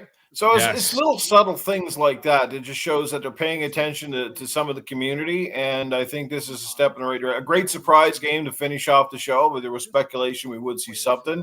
I thought the show was really good overall. I mean, most of the games were definitely interesting. There was at least 4 or 5 must-buys that I saw today that I want day one, and there was a lot of other stuff that I went, man, that looks really good. I think almost all of the games itself, from a graphical perspective, they all look pretty damn good. Like, I think we're at the point now where unless you're really like you're an indie dev or you just don't know the tool sets well enough, like most devs are starting to push graphical envelopes pretty well. Like you look at the environment detail now in games, you look at the shadows and the lighting and texture details, they're all just phenomenal, right? Love that South of Midnight game, to be quite honest. That might be one of my surprises today. It just looked really good. It looked intriguing. It had a lot of elements of other games. That was good. And hey, we got a little information on some pricing options on these. So the diskless Series X in white, 1 terabyte, $449. The Xbox Series S in white, 1 terabyte, $349, and the Xbox Series X 2 terabyte Galactic Black is $599. Wait, like I just want to point. What was that last option? The Galactic Galaxy Black. It's Galaxy Black. It's basically the one with the disk drive that we have now, but with an extra terabyte of storage. And how much are they charging? $599.99. Yeah, dude, I'm looking at it right now. It's that doesn't make any sense. That's what I'm saying. Like, here's the thing: is it the PS5 Pro supposed to come out this year? Yeah, it's supposed to come out this fall. Yeah, that's. Now they're going to have if PlayStation 5 Pro is $599 now, it's going up against basically an Xbox. Yeah, like I guess we're done with the day and age. We're done with the day and age of where the consoles, like usually 4 years in, wouldn't these things be like $299 or something? I guess I don't know. Shout out to Andy Hart. He says looking forward to get Gears, E-Day, Call of Duty, New Doom, Fable. I will say we're going to talk about Fable in a minute. I got to say, you know me, Crap knows years now. Crap's known me for a decade. I'm not a Fable person. I like this one, what I saw. He says, got Game Pass till 2026. So good to go. Revised show score 7. Also have Silent Hill 2 pre-ordered. So good till the end of 2024. Excited for 25. Andy Hart, thank you for the super chats. Guys, I really appreciate the support today, the super chats. Mash. Here's the thing, Mooch. I like it's baffling because they have a good showcase, right? Like from a gamer standpoint, this is maybe a 9 out of 10, maybe a 10 out of 10. From a gamer standpoint, right? From games and stuff like that, in my opinion. But all last December, they were selling the Xbox Series X for $350. Right? Yeah. They're going to sell this Xbox Series X for almost double that. And nobody's buying it for $350. For a terabyte more? I mean, I got to be honest with you. That's just not worth it. Now, I want to be clear. My Xbox Series X, because I got a ton of games. I have the 2 terabyte expansion and also a 1 terabyte expansion. Yeah. I switch them or whatever because I like to have my stuff downloaded. I know people are like, why don't you like now? Sometimes if I'll beat it, I'll move the game over to my expandable slot, and that way you can just move them back and forth pretty quick rather than re-downloading the whole thing. The Galaxy Black is a special edition that's only going to be sold for a limited time. That isn't Black. Yeah, but still, man, $600. It is a special edition like skin on it. In some cases, start bringing down the prices of those damn memory cards. Yeah, like I was expecting, like I fully expect, and I would be harsh on them if they don't. When the PS5 Pro is announced, like the PS5, the one that we all have in our homes right now, especially the new slimmer version, needs to be $350, like $399 at the most. Absolute lol. They're not doing that. Why wouldn't they? Huh? They're not gonna change. They did price. the same thing in the PS4 era. You're right. They did the same thing in the PS4 era, but this is the first era where we've seen every major console company increase their prices. Okay, so you don't think PS5, the one we have in our homes right now, you don't think the new Slim version, which is cheaper for them to make, will go to $400? No, I do not. I do not think they will change the price. Oh, I definitely do. I definitely think they're going to change that price because they have a higher tier now. Because it costs more to get the thing with the disc now than it did at launch. Yeah, but you don't have to get that. You can get it. You can get a digital one. No, it doesn't. You can get a digital one, but if you want to get the same thing that you bought at launch with a disc drive with it, it costs more now than it did at launch. They're not going to go cheaper. They're not going to go into the 300 range. They're going to do $399.99 for a PS5. That's the lowest. Slim. Absolute lowest is $399.99.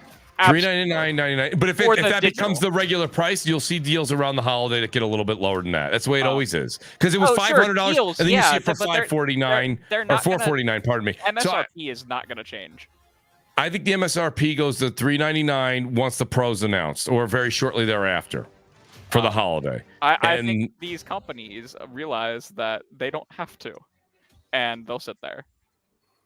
Maybe, but I think if I don't know, we'll see. I think they have to drop. I don't really see how you're gonna say you're gonna have a console be $500 through the entirety of a generation. But I mean, Nintendo also didn't change theirs. Like the Switch didn't change. They didn't, but in fairness to the Switch, it was $299. Yeah, but it didn't change. Normally, that would be like $200. Like they probably would have went down a little bit more. Yeah, but it went down a little bit more. We live in a different era where they recognize they don't have to change these prices. People will just buy it whenever they want. They don't, and they're not in a rush to make people leave the PS4 because people are just buying on their digital storefront and they're making a killing. Like that's the problem a lot of old guard have is that people are not recognizing that they're not really in a rush to move people because they're just making their money with the software. Like it doesn't really matter. Most of the casuals are just going to play Fortnite and they don't care that they're playing it on the PS4. Mm-hmm. Like we live in a totally different era where everything's digital. Like that's how it is. And that goes to say what you were saying about the PS5 Slim. That's why if you wanted the digital one, it would be. I think it's what was it? Was it 400 without the physical drive? One, but yes. But when they released the actual Slim model, the Slim plus the disc is more expensive than the disc. Yeah, but stop it. You got to look apples for apples here, though, Crusader. You've got a situation right now where it's $400 for a guys? Help me in the chat. $400 for a PS5 Slim right now with no disc drive. Is it $400? With no disc drive. It's $450. It's $450. Right now, okay, $450. You have the Xbox Series S. That's still retailing at $349, and it is a substantially less powerful console. Sure. Yeah, I mean, also around the holidays, man, you can pick up the S for is going for $350 and is selling hotcakes compared to both. Yeah, but shout out to Captain Crunch here in the chat. He goes, the Switch Lite was cheaper. They offered that, so there's your $199. Yeah, if PlayStation offers a cheaper console, it'll be it's not going to be anything that they're selling right now. I do not see them discounting further, especially if they're going to launch the PS5 Pro at $600. They're pricing it in the structure that exists. All right, I got It looks like people seem to like it. I mean, I like I said, I think as a gamer thing, it's great. As something that could save Xbox or make Xbox consoles sell, I don't think there's anything. I came in here saying I wasn't going to give a shit about that. I'm here for the games today, and I will complain about the rest of that tomorrow. The one thing I am upset about is where the fuck are not backwards compatible, because it's that was a pipe dream. Where is the Activision Blizzard games on Game Pass? That was something we talked about before the show. I don't know. I thought we were going to see something like you were saying, Crusader. Now included with Game Pass, all of your Call of Duties are there. Yeah, I figured they would go. All of Black Ops are on Game Pass. That would be the start. It's a little weird. We didn't get any back. I thought maybe they'd reinstitute backwards compatibility, get a win. That's an easy win. Yeah, PR win in my opinion to say something like that. So the fact that they didn't is a little bit shocking. I'm interested for this interview with Phil Spencer and IGN later. They're not gonna. I like whatever it is. Yeah. You already know that the Xbox PR people gave Ryan McCaffrey a pre-approved list of things to talk about. I don't know. Ryan right? said that he doesn't ever allow that, and he wouldn't do the interview if he had to do that. I don't know. Ryan doesn't seem like the kind that. I don't. Yeah, I think. Well, I think what'll happen though, like just to take it out of Ryan, take the ball out of his court and put it back in Phil's. I think Ryan will ask the question, and Phil won't answer. And Phil won't answer it. I'm hoping we get an answer as to where the crap these whatchamacallits are, though. Like where is the Hey, crap! Do me a favor, or Crusader or Noof, one of you guys, send me the. I'm just scrolling through Twitter. I don't see that limited edition Xbox. Oh, here series. I just sent you. I sent the link into the into our private messages. Oh, you did. Oh, there it is. Okay, it's not a black one. It's like they're calling it the Galaxy Edition because it has crap. Like a star. That link's no good anymore. No. Here, no. I'm gonna send you a snipping tool. Oh wait, I only see a link from Crusader. No, that's not it. From a while ago. No, that's from a while. Crap, I don't see yours in the private chat. All right, you send it to the to Twitter.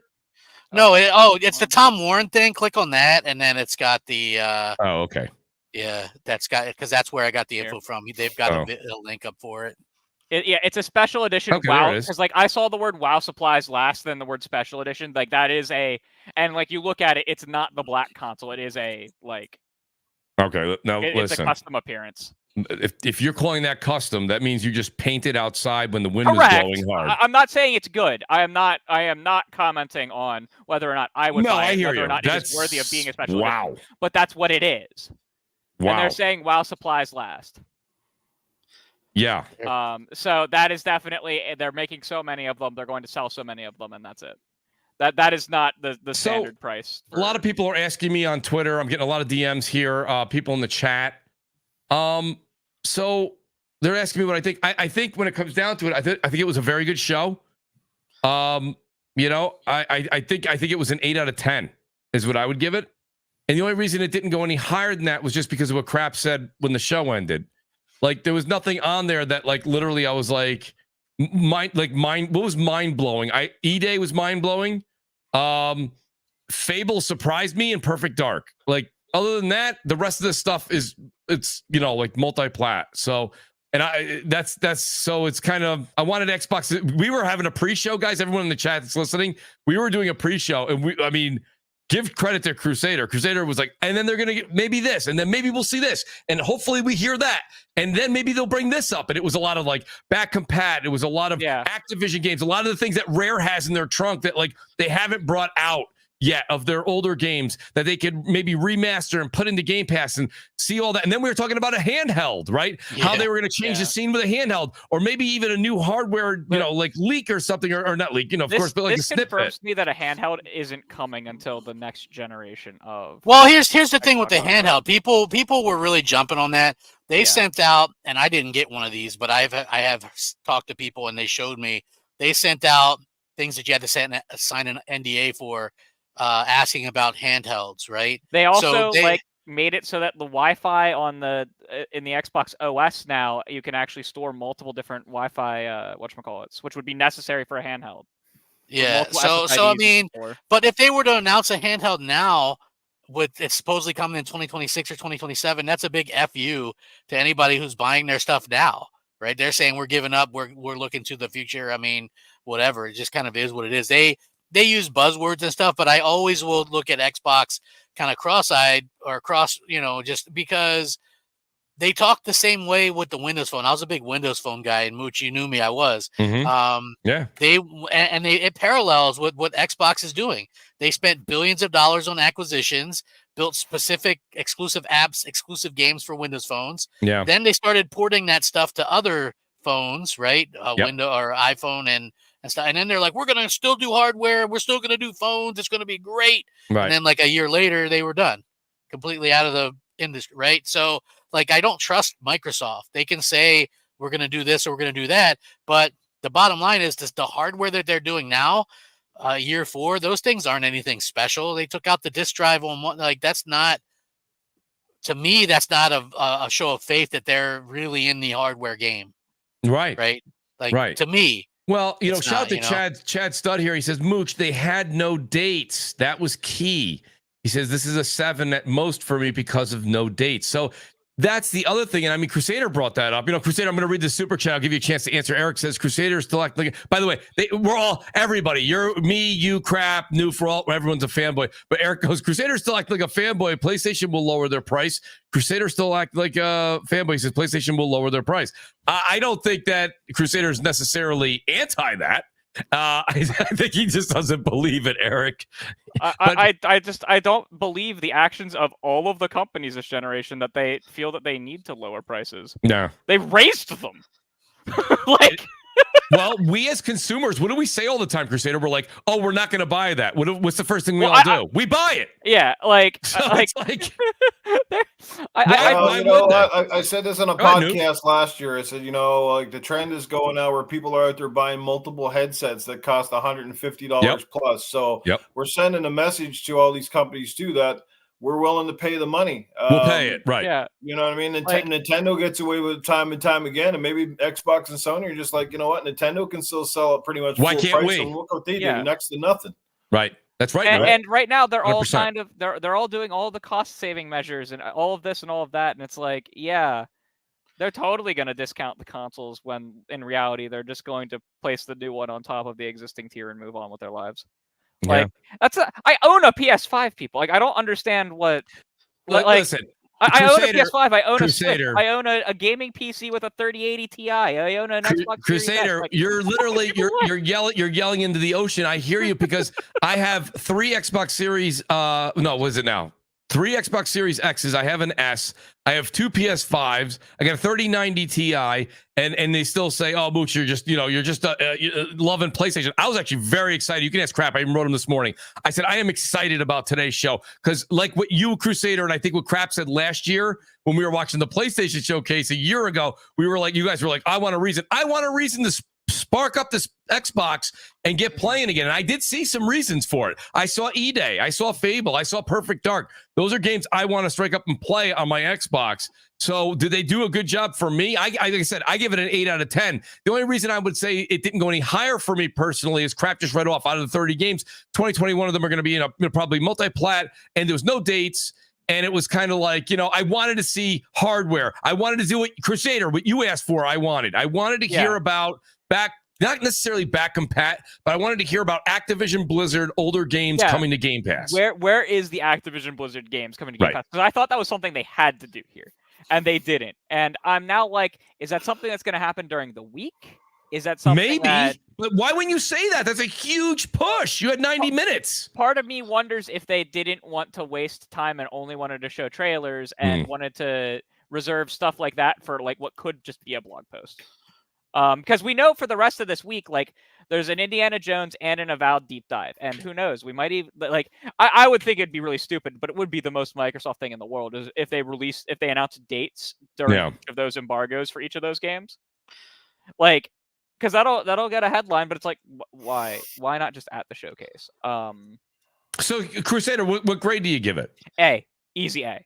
Out of numerically, it would be a 9. It would be a 9.5 if they had the Activision Blizzard Activision Blizzard back catalog for Game Pass. Back catalog. Better way to put it. Yeah. And it would have been a 10 had they had any of the 3 things that I bet the TXR chat. Which TXR chat's not getting the giveaway tonight because they didn't do any of the 3 things. All right. Now I did say if he says something. I did include the IGN interview, so if Phil says anything at the IGN interview, then they will get the stuff, but I don't see any of that happening at the IGN interview. All right, so you'll give it I'm going to ride with a 9 out of 10 for Crusader. Noof, where were you? Well, let's just say a lot of CGI, maybe not quite enough gameplay, lack of dates as well, and sort of, I don't know, like to me, and again, these shows are all preferential, right? For example, if they showed 7 racing games in there and you're a big racing fan, this show could have easily been a 10. You see how that kind of works?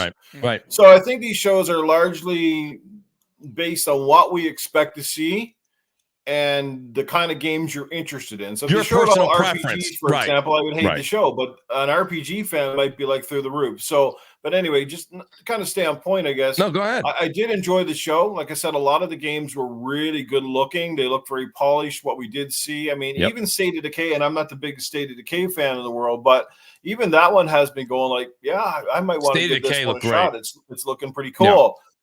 Fable is looking really good, despite the ugly chick that stars in it. Please let that have a editor. Like, but you know, like, that's looking really good, very interesting. I thought Perfect Dark for the first time seeing that was a big surprise. Obviously, Gears E-Day was great. So overall, I'm going to say it's pretty. I'm going to say 8.5, probably 8.5.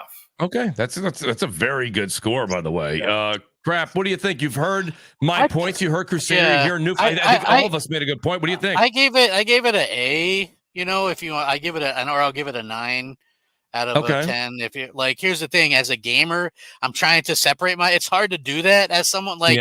As you guys see, I mean, this is mostly Xbox stuff. It's $100,000 worth of Xbox stuff I own, and that's not even counting the digital stuff that I have installed. So it's like I always am thinking about that in the back of my head. Like, you got to give people a reason to keep investing in your platform. The game wise, I thought was really good. I thought it was pretty good. Some stuff looked interesting.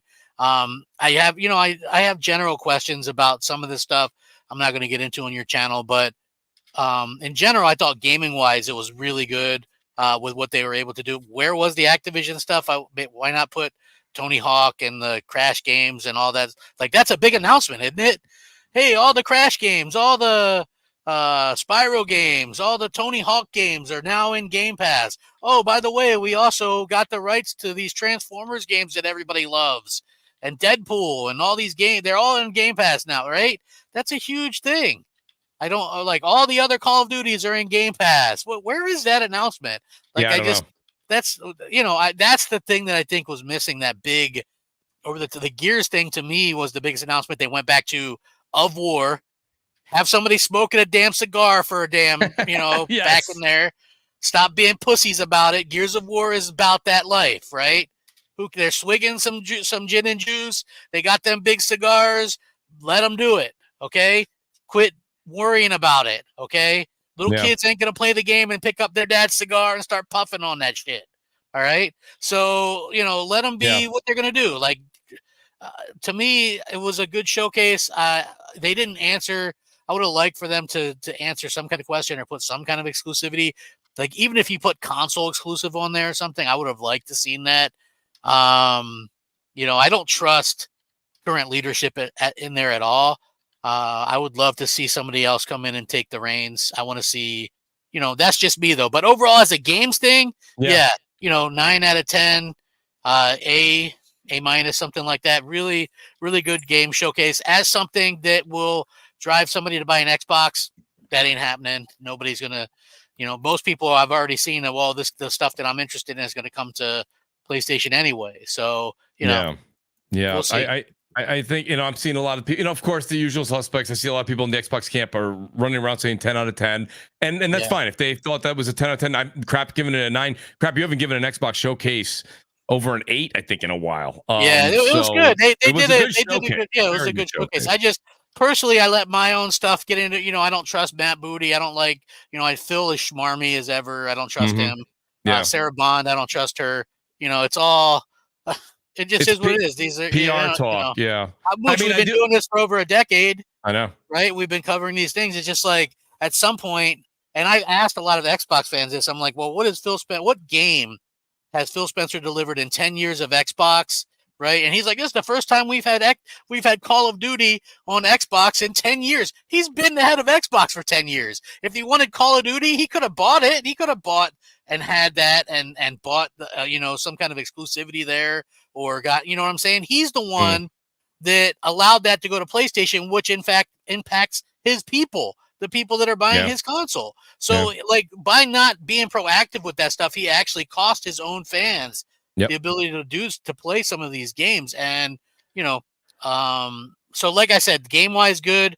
There's nothing in there that's going to wow people. There's no game that I saw that's like holy, I hate to say it. Stop the presses. Like there's not, like when people, and I'm not a Last of Us fan, but like something like that, and not have to be a zombie thing or whatever. There's some really good looking games in here, but I don't see anything in here that's going to be like 90 banger after 90 banger.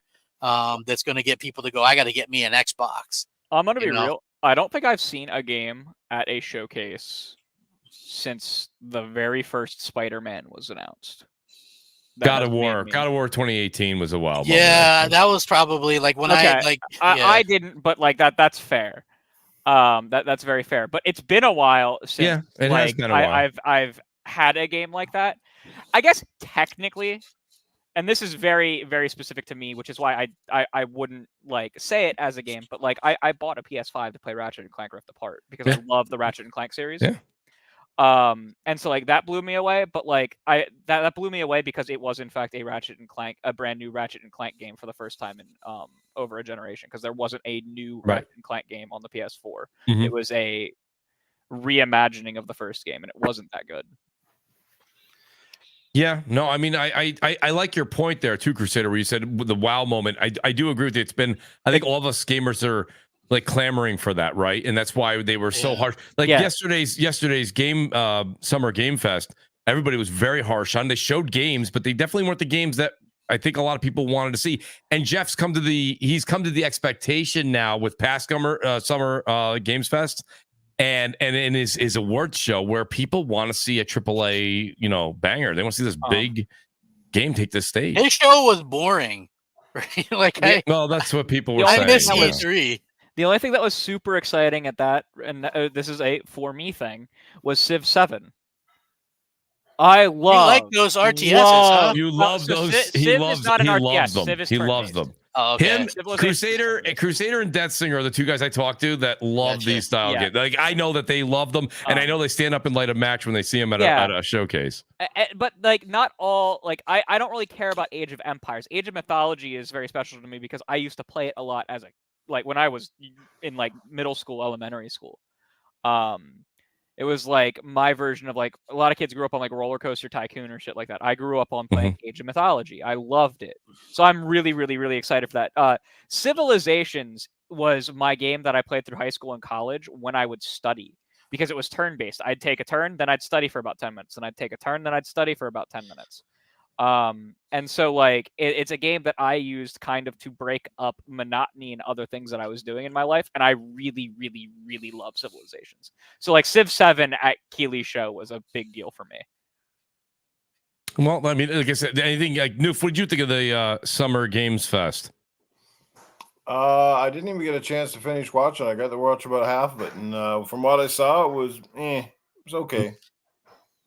Yeah, I mean, I think I'm where you are. I got maybe halfway, 3/4 through. It was a lot more indie intensive, and for me, indies are so hit and miss because there's always one or two that stick out and kind of go, oh wow, that looks really good, but then a lot of it's just like, the same old pixel art,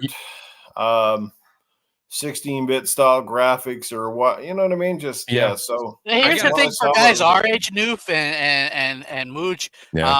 The stuff that the indies are stuff that we did 30 years ago, or you know what I mean? So it's not that impressive. You see something that looks like a Mario 3 ripoff when we're there. We are, and I think that's the problem that I find with a lot of indies is, okay, now sometimes that can be nostalgic. I like that Teenage Mutant Ninja Turtle game, right? That was cool. That Power Rangers game in that beat 'em up style looks cool. So I'll probably play that. That was something that, I grew up with and enjoyed. So that's cool. But I don't, I'm with you guys that like, I don't want to see, a lot of those indies don't appeal to me at all. And I feel like, and I hate to say this, so back in the 360, which is my favorite era, we had indies, but Microsoft only allowed the best of the best. Remember, they do the Summer of Arcade. Summer Arcade, and it was only the best of the best that were allowed on there. So we didn't get inundated with just every shitty indie ever. And I feel like now there's no barrier there. Anybody can make an indie and put it on an Xbox or PlayStation, and that's not a good thing. I don't see. I'm the opposite. I do think it's a good thing because sometimes you get sometimes you get games that come out of nowhere that people wouldn't have thought were good that are like really, really, really cool. And it's so you funny. do know that on Xbox and PlayStation is nothing compared to the inundation of like Steam, right? Like it's well, I don't play night and day. I don't play on PC. So. You know, it's funny. Crap is these are my favorite ones. Shout out to a cute perspective. Mooch, you giving the Microsoft Showcase an 8 is false PlayStation pride. No coincidence this month. That's hateful. Review score compared to Sony's last few years. He's a smiley face. A cute perspective who's always here. Shout out to a cute perspective. In all honesty, like it was. I don't think an 8 out of 10 is a bad score. I think that's a great score. Like I said, we didn't get any dates. And I really would have liked to have seen that one game that, like, again, maybe it was because of the pre-show I had with like Crusader and a few other people. I was talking to, like, shout out to Worry Ward, a few other people I was just talking to earlier today. Like there was rumblings behind the scenes, and I thought we would see that. Shout out to Blaze 4K, says Xbox is cooking for real. I think that Xbox had a great show today, Blaze. I really do. Like, you know, I think a lot of people that are saying that Xbox is cooking are under the impression that a lot of that stuff might be exclusive or whatever. That's the thing. A lot of the stuff Prep makes a good point. A lot of stuff we saw is going to be is multi-platform. Yeah. So it's like, and that's fine. That's nothing wrong with that. But I wanted to see something that I think State of Decay 3.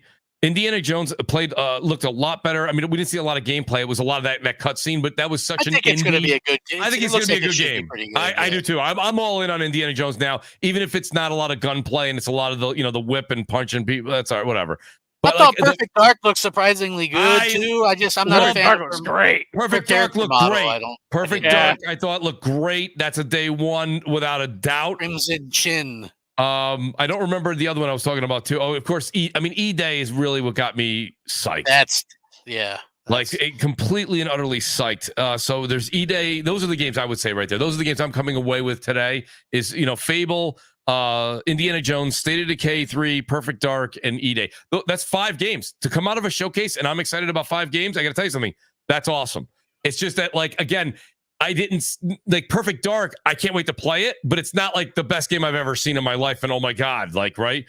When it comes down to Fable, I'm not a big Fable person. I think Playground Games is doing an amazing job. So I tip my cap to them, and I'll give them all the glory and honor that they deserve. No joke. But Fable's not really my jam. Will I play it? Yes. Will I probably complete that? Probably not.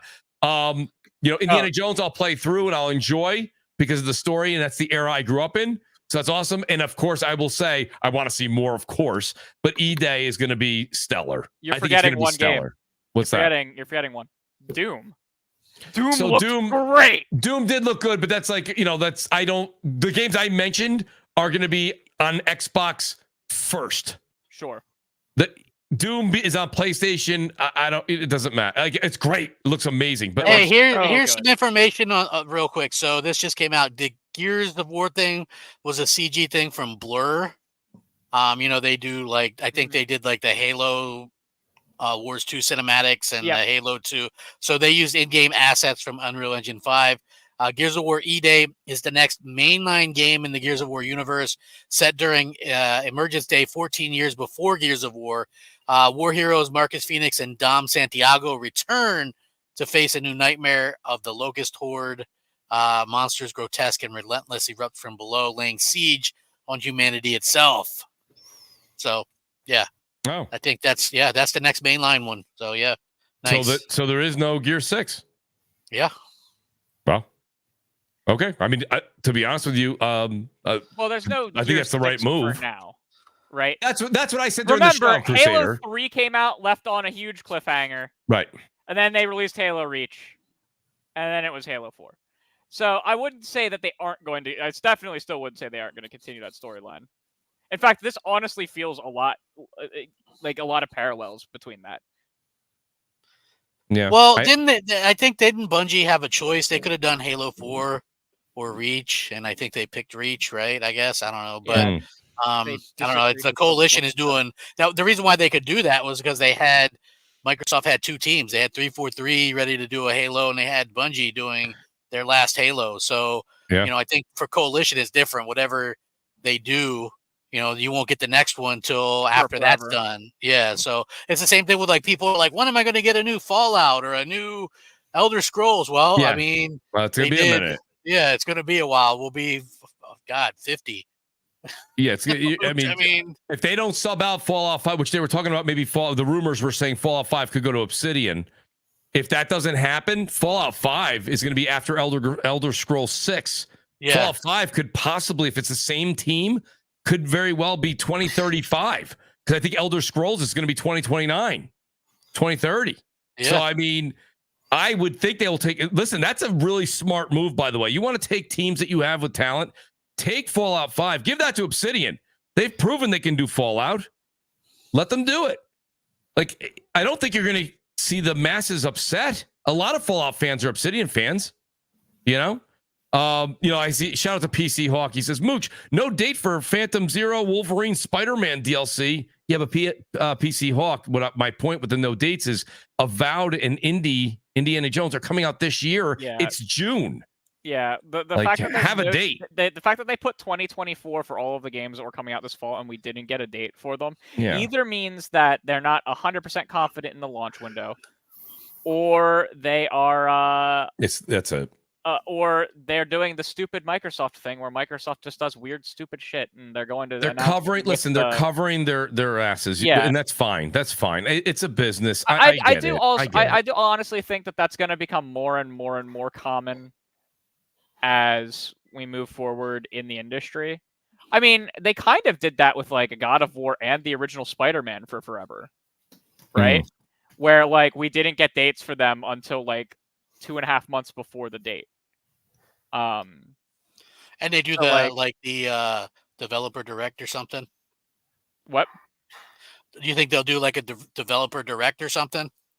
What do you mean for? Oh, so we know that they're doing deep dives through the rest of this week. Avowed and Indiana Jones are getting ones later this week. Was anybody surprised we didn't get a Forza Horizon announcement? Like, there's been rumors that there were rumors for that. Yeah. It's been a minute. I think that they are moving to 3 to 4 year cycles for the Forza. I got to be honest, right? Like, as someone who's I'm a Forza fan, I've liked Motorsport, but I felt like the newest Motorsport was a letdown. Horizon game. I don't like sports or racing games at all, but I love the Horizon games. They're fun. The problem is, really fun. Forza Horizon 5 is still in the top 15 most played games on Xbox, and it has been since it released. A part of me wonders if, like, the success of Horizon 5 kind of lets them wait longer to put out the next one. Yeah. And so, like I said, it's still top 15. But why not? I wish they'd release new content for it, like a new update, another DLC or something. Yeah, because I've already played through the newer stuff that they put on there, so it's just like one of those kind of things. But I was shocked Silksong wasn't here. I had heard somebody had said that it wasn't. They said yesterday it wasn't going to be on there, or 2 days ago. Jason Schreier said he had heard he didn't expect it anymore. But like there had never been a confirmed like it isn't. So I was shocked that wasn't here, and I was also shocked that this is a game that like you guys aren't going to care about, but it was the Square Enix game that they showed at the Dev Direct. The what is it? Trials of Mana. Yeah, Trials of Mana. Mana series. Yeah. I was shocked because that's coming out like soon. I was shocked that wasn't here. Yeah, I mean that's a good point because they bring that up. What was that? Hey, Mooch, you see the little mini arcades? I do see the little mini arcades. Yeah. I'm actually also impressed with the flashlight capability on your phone. Yeah, you can shake it. We're getting wave-based zombies back. Yes. I'm happy with that. I mean, listen, I like zombies. I like the Black Ops has been a really good franchise, and they've done well with like the zombies and stuff like that. So I think that's cool. That they're kind of updating with this new one. Like, I'm excited for it. I think I'm excited for this new Call of Duty. I was gonna say, crap. A lot of people are asking me, not talking about that. The new Call of Duty, I think, looks phenomenal. By the way, yeah, it looks great. It's going to have omnidirectional diving or whatever. I love that. I love that. I think that's awesome. I like the time frame that they're doing it in because it's not. It's not too far back, but it's not World War II. I'm not single loading my gun. Right. But it's not. You're also not flying in space. Yeah, I'm not flying in space. So I like that they've kind of done that. It looks good. I like what they're doing. I think this will be crap. Looks very good. I hope it plays that way. So supposedly they've been playtesting this thing already for years. So that's what I read that. Yes. So I think that's cool. The thing that I would say is I'm interested in from the outside looking in because I think it looks great as an Xbox fan. this is the thing that should finally push Xboxes or Game Pass, right? Yes. Like if this doesn't move the needle, the needle won't be moved, right? I mean, to me, I agree with you. Right? If putting Call of Duty day one on Game Pass doesn't move the needle. Now, I know some people might go, oh, well, you know, whatever. Like, to me, if you have a PlayStation, you're not going to get rid of your PlayStation, buy an Xbox, buy a year of, you know, spend $220 or whatever it is for Game Pass to rent the game, right? Like, that wouldn't make sense. You're just going to continue buying the game. I think the numbers, I think the subscriber number, of course, goes up. I mean, you can't say it's not going to go up, but I don't think it moves the needle to where Xbox wants it to go. That's a different conversation than what a lot of people are having in the community. This one is not next gen only, correct? No. This is the longest time between that too. Yeah. So, and I mean that's why, because no one feels the need to move up. And they have a digital marketplace on those stores where they can direct sell to customers. So why would you bother forcing them to move up? But stop that. I do wonder if, because of course not this year's Call of Duty. What's happening with crap? I don't know. Something's happened. Yeah, my camera. It's shitting on me. I do wonder. You may want to turn your camera off temporarily because that could actually give people seizures. Yeah, crap. I was gonna say, I think if you shut it off, turn it back on, it might fix itself. But yeah, there it goes. It's working now. It's working now. Oh no, it's not. No, it's not. I do think that. Hey, look, I'm tough looking though. The first Call of Duty that it requires the next gen system, may be the one that actually increases subscriber numbers more, because a lot of casuals that are like just playing Call of Duty or just playing Fortnite or just playing Apex don't really care what platform they're on. They're not the people. They do not care about exclusives. Like they are the objective audience that doesn't, right? But why would they want to pay $20 a month versus getting it for $50 at Christmas or $70 brand new? Because perceived value. People are dumb, and people perceive value as this is cheaper up front. People are like that. In many cases, I'm like that. But I'm like that because I've just always owned Call of Duty. I don't want to rent Call of Duty. Right, and it's not going to change your mind. Right. But this is where it might actually do something. When people are actually forced to upgrade, when the casuals are actually forced to upgrade their system, you may see a little bit of a boost there for the people that don't care about the exclusive content. That genuinely don't care where they are. Because like those casuals were influenced largely, like moving from the 360 generation to the Xbox One generation, over the exclusive content in Call of Duty that PlayStation had. It is probably a big reason a lot of them bought in. Another is, at the time, it did matter where you were because you had to be able to play with your friends on the same platform. That is gone. That's dead and gone. Shout out to BRAP. He says, I do think COD will move the needle for Game Pass, but like Mooch said, I don't think it will be a huge increase. I just don't think it's going to be the number. Now, you say what you say, and that's fine. I think a lot I don't of think games, it'll be this year. I think maybe next year it will be bigger. You're splitting hairs, though, because for the next 10 years, it's going to be on PlayStation. It's going to be on Switch, supposedly. These people are not going to look pay $20 a month for that. It's never going to leave those platforms. It's never going to leave those platforms. But let's just use the numbers we have. 10's long enough for a conversation. It's just not gonna move the needle, and not just that, but by the time it does go to only this generation, like you said, Crusader, even if it's a year from that, next year's or the years after that, that's just that many more install base are going to be on the PS5, right? So they're gonna buy the game. And honestly, like, why would you? If all your friends are getting Call of Duty for Christmas, like you're getting Call of Duty for Christmas or your holiday of choice. Like my point is like, or your birthday or whatever, your graduation gift, whatever it is. I don't know, but my point is, I don't see that doing that necessarily. Will the number go up? Absolutely. You cannot say no. It is interesting, like for something like Gears of War alongside of it, where you have a secondary multiplayer game that's also in the service. Like they need a little bit more of that kind of stuff all around each other, because that's one of the things that Game Pass does. It's one of the things I think they need to advertise harder, is that for like every group of people, there are more games that it can service to those people. Like at one point, Halo was a giant casual contender for games, and it attracted people to Xbox, right? Gears of War, same thing, right? Yep, It had yep. that huge multiplayer. And so if they can start pairing things alongside Call of Duty and pair them towards that casual market, they can do things. That's why, like, I don't think their multi-platform strategy is totally wrong if they can attract the casual base. They just need to attract that casual base somehow. And like Call of Duty is a big way in doing that. I just don't think that they need to force people to upgrade. And Xbox and PlayStation have been unable to do that for like the casuals. Like the console sales are falling off a cliff for everyone. Everyone is down by a massive %, and it's kind of wild. And they really need to get the holdouts who are holding out much longer than normal to want to upgrade. But they also don't want to screw over the sales of their huge games. Right, and that's tricky. And it's a really tricky. I think GTA is going to help everyone. Absolutely. Right, because GTA is not going to be on the last gen systems. There's no way. Right? No. And it's going to be the casual game to kind of force everyone, because Rockstar doesn't care. Rockstar is going to make everyone upgrade. Rockstar is going to make everyone spend the money. Well, you just said it yourself with another situation when you were like, well, we were talking about pricing. You're like, well, Mooch, everyone's paying for it. So you're like, why would they drop their price?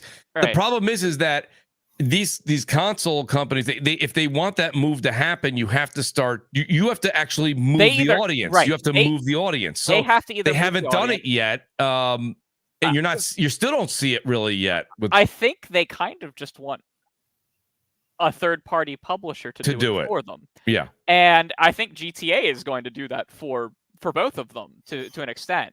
Now, what extent it will be percentage-wise for either of them, I couldn't tell you. Right now, I would not say the outlook is great for Xbox, but I wouldn't say Xbox is dead either. But like a GTA release, and then also having like, because like I guarantee Game Pass is going to have Call of Duty perks. They're not going to be quote unquote exclusive perks, right? Like it's like what they're going to do is like, oh, we have this bundle included with Game Pass Ultimate perks. You can purchase it otherwise, right? Because that's not against like any rules they sign. No, that's not exclusive. They're just giving it to their consumer, and so like those kind of things. They're not big. They do add up a little bit, and because Xbox doesn't need to, like, everyone's like, oh, Xbox, the competition involves like one company overtaking the other, and I don't think that's true. Like, I don't think there is a universe, even if Microsoft was going full exclusivity with everything but Call of Duty, because they're not legally going to be able to do that. It's not take that into the realm of consideration.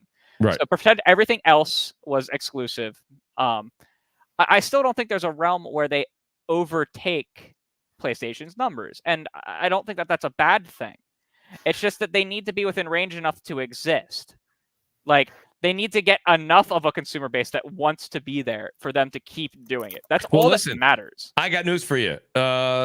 Save Red Dead Redemption 3 then for the second year of the PS6 and whatever Xbox calls theirs, because they really need to move everybody along a lot faster. And you got to talk to the Fortnites out there. You have the Warzones, the Apex Legends. All these games are also being able to be played on older consoles. And that's where a lot of the market is right now. So it's not just Xbox and PlayStation. They really need that third-party push. But the third parties don't want to because they're comfortable. Right. And it's a very similar thing with like in the PC space, right? PC has like the awesome 4090 graphics cards that are like absolutely incredible, right?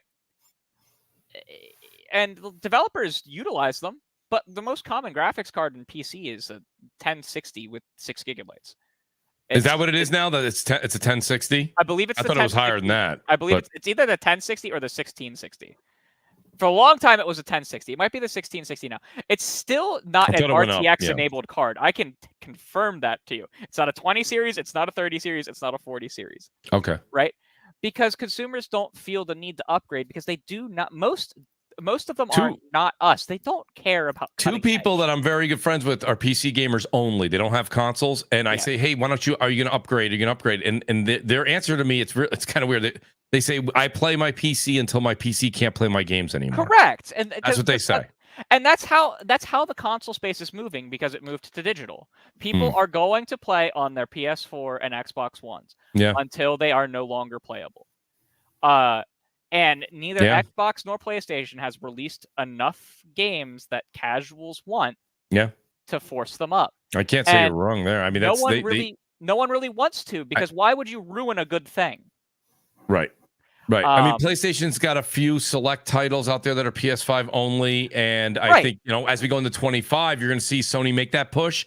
I think I believe Wolverine is only going to be on Spider-Man PS5. 2 is only on, but like Spider-Man 2 is only on. They're going to start making that push, but that push comes very easily, right? Crusader, you said that this push becomes an easier one because of GTA 6.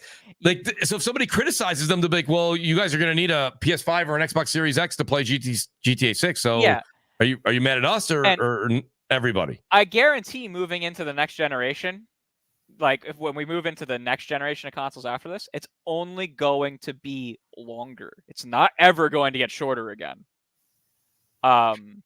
Especially if they're all looking at making handhelds, because like, and again, I'm at the point where like, what is the actual value of truly utilizing like the actual diminishing returns of the value of the increased hardware is just getting worse and worse. Like, yeah, some of the visuals are more pretty and stuff, but the games aren't really playing that much better. They're not playing that much different, right? They're just slightly better eye candy, and I don't really care. I personally don't care about that. Right.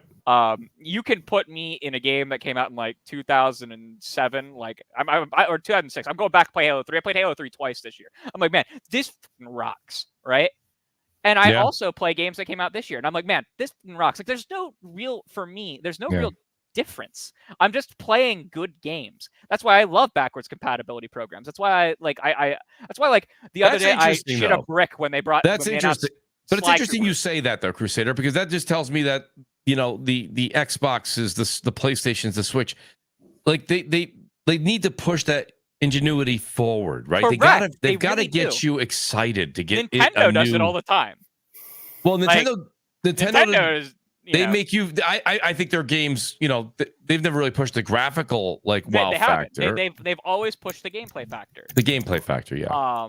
They've never pushed a story factor, not really.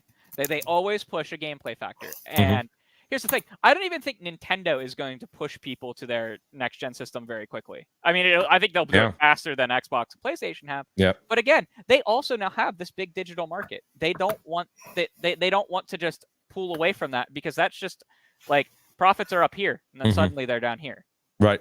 Like no one wants to they all are like, it's all going to be easing into stuff. And I don't see that ever changing again. And I think that's something that people really need to come to grips with, especially at these showcases. When you're expecting something that's going to wow you, it's going to be rare. I wouldn't say that it was going to, whenever we approach the 3, which I'm going to end in a moment here, but like whenever we approach the 3-hour mark, Crap's like, I got to go. So to Crap, I'll plug Crap's channel and his Twitter. But like, no, you know, the one thing that you say though, there is never say never though, Crusader, because I do think that these companies are all paying attention to this, because everything I think you said makes a lot of sense there. I think it makes a lot of sense where it was like, why would people want to move? You played a game like Halo 3 that came out a generation ago, loved it. You played a game from this generation, loved it. Didn't necessarily feel the love change because of a graphical or a technical or an engineering perspective on either device. I think when you get to the PS6 and the Xbox, we'll call it the Xbox Series X2, whenever they're going to call that, like, I think that next step needs to bring the audience to that next generation much, much faster. I think it's going to be much slower. You might not be wrong. You may not be wrong, but I'm saying they really, I don't know if they can afford to do that. I really think that you're going to see the console space become more like the PC space, where like it's just kind of gradual. It just kind of happens, or like phones. Like, it just kind of happens. That's fine. Okay, that's fine. But then that means that we have to have a console come out every 2 years, like we get a graphics card. I think we're going to move into a space where we get them every 3 to 4. I think that is more reasonable. And you just get people to move up as let you go. Let me ask Noof. Noof, let me ask you a question, Noof, because I know that you've been a huge fan and very vocal about physical media. Yeah. And I mean, listen, and we don't need to go down the whole road again. Everybody knows your stance, and you don't have to regurgitate it here again. But I got to ask you, I mean, you just heard Crusader. A lot of what he's saying isn't wrong as far as what the progression, the way they're going, if they do want to go more of that PC style methodology. Eventually, and I know you've adapted to digital. I understand you're holding your ground, and rightfully so. But you see what's happening now. They have the Xbox Series X with, you know, the all digital edition. PlayStation did that immediately. They did that the day one this generation with having a digital edition only.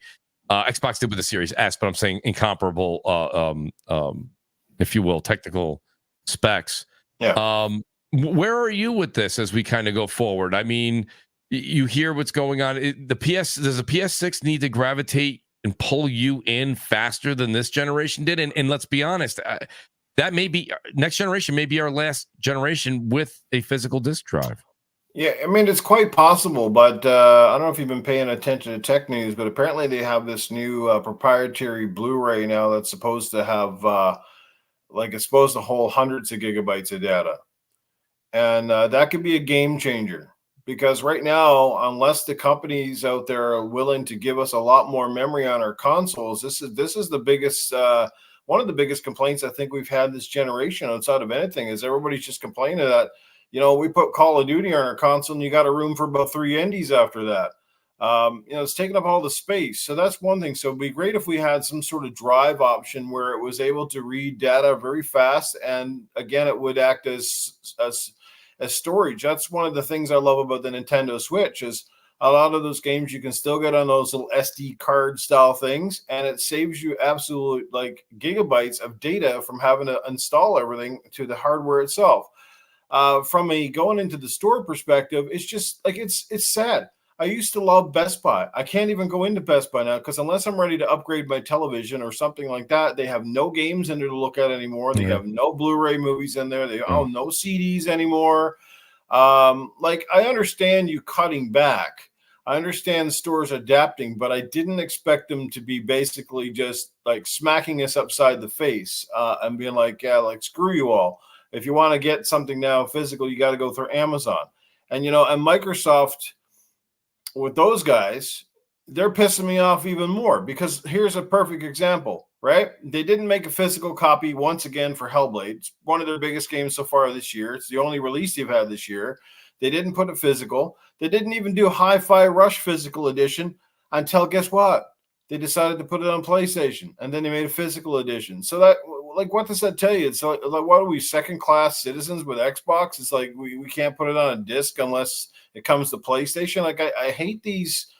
I understand it from a smaller indie perspective, because it costs a lot. 85% of all games sold on Xbox are digital, by the way. It's the largest, it's the highest in the industry. Yeah, I mean, the thing is, but didn't Alan Wake 2 just, by the way, I went back last night, I played about 3.5 hours of Alan Wake 2. I need to do the DLC. And Alan Wake 2 didn't make a physical copy, and I think it's struggling because it didn't give people that option. And I think it hurt their sales a bit. Do you think did that play a role? Well, for some people, that are not in the loop, for some people that aren't paying attention to social media and Twitter and whatever else, when you walk into a game store, a game that's in the shelf itself with a bulletin or a pin board, or even just a game case in a cabinet, is something to look at, right? Mm-hmm. And when you see it, sometimes that spurs somebody to buy the game. Oh, I didn't know this was out. Here it is in the cabinet. Let's buy it. That sort of thing. Or it ends up in a bargain bin at $40.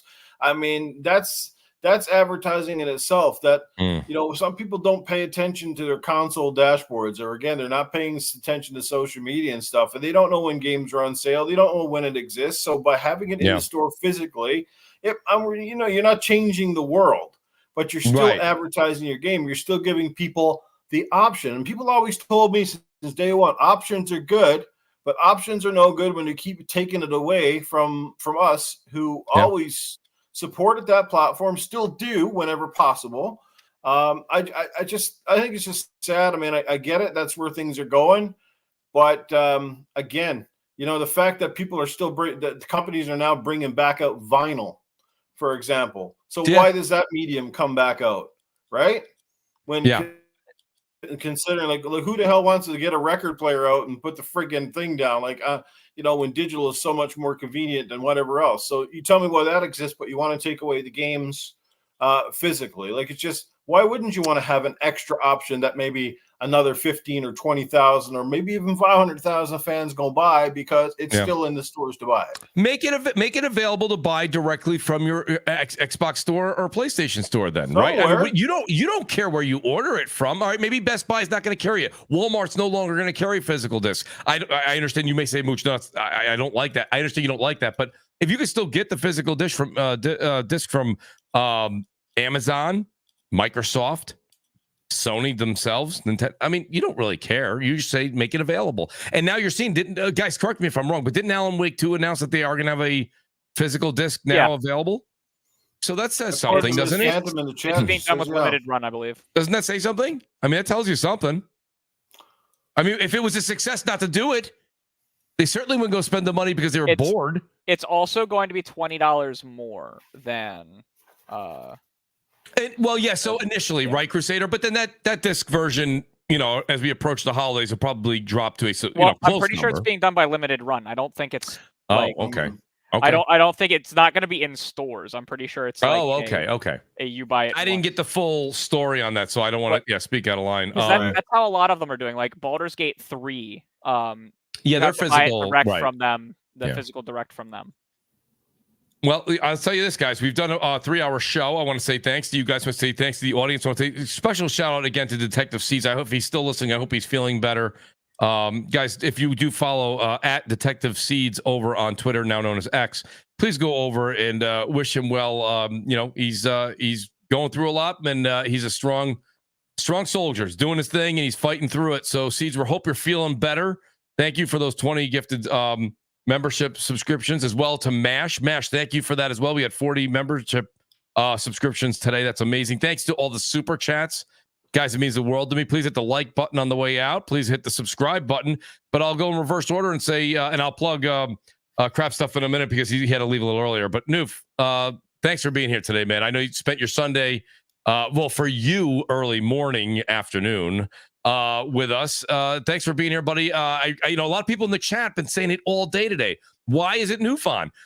You say it all the time. We talk all the time. It's just you work when I have Crossfire. Otherwise, I got to be honest with you, you'd be on a hell of a lot more. But Noof, it was an honor today, man. It isn't for the lack of Mooch not reaching out and trying to get me on, but my work schedule and the podcast timing just rarely works out unless I have a day off. And I don't get a lot of those.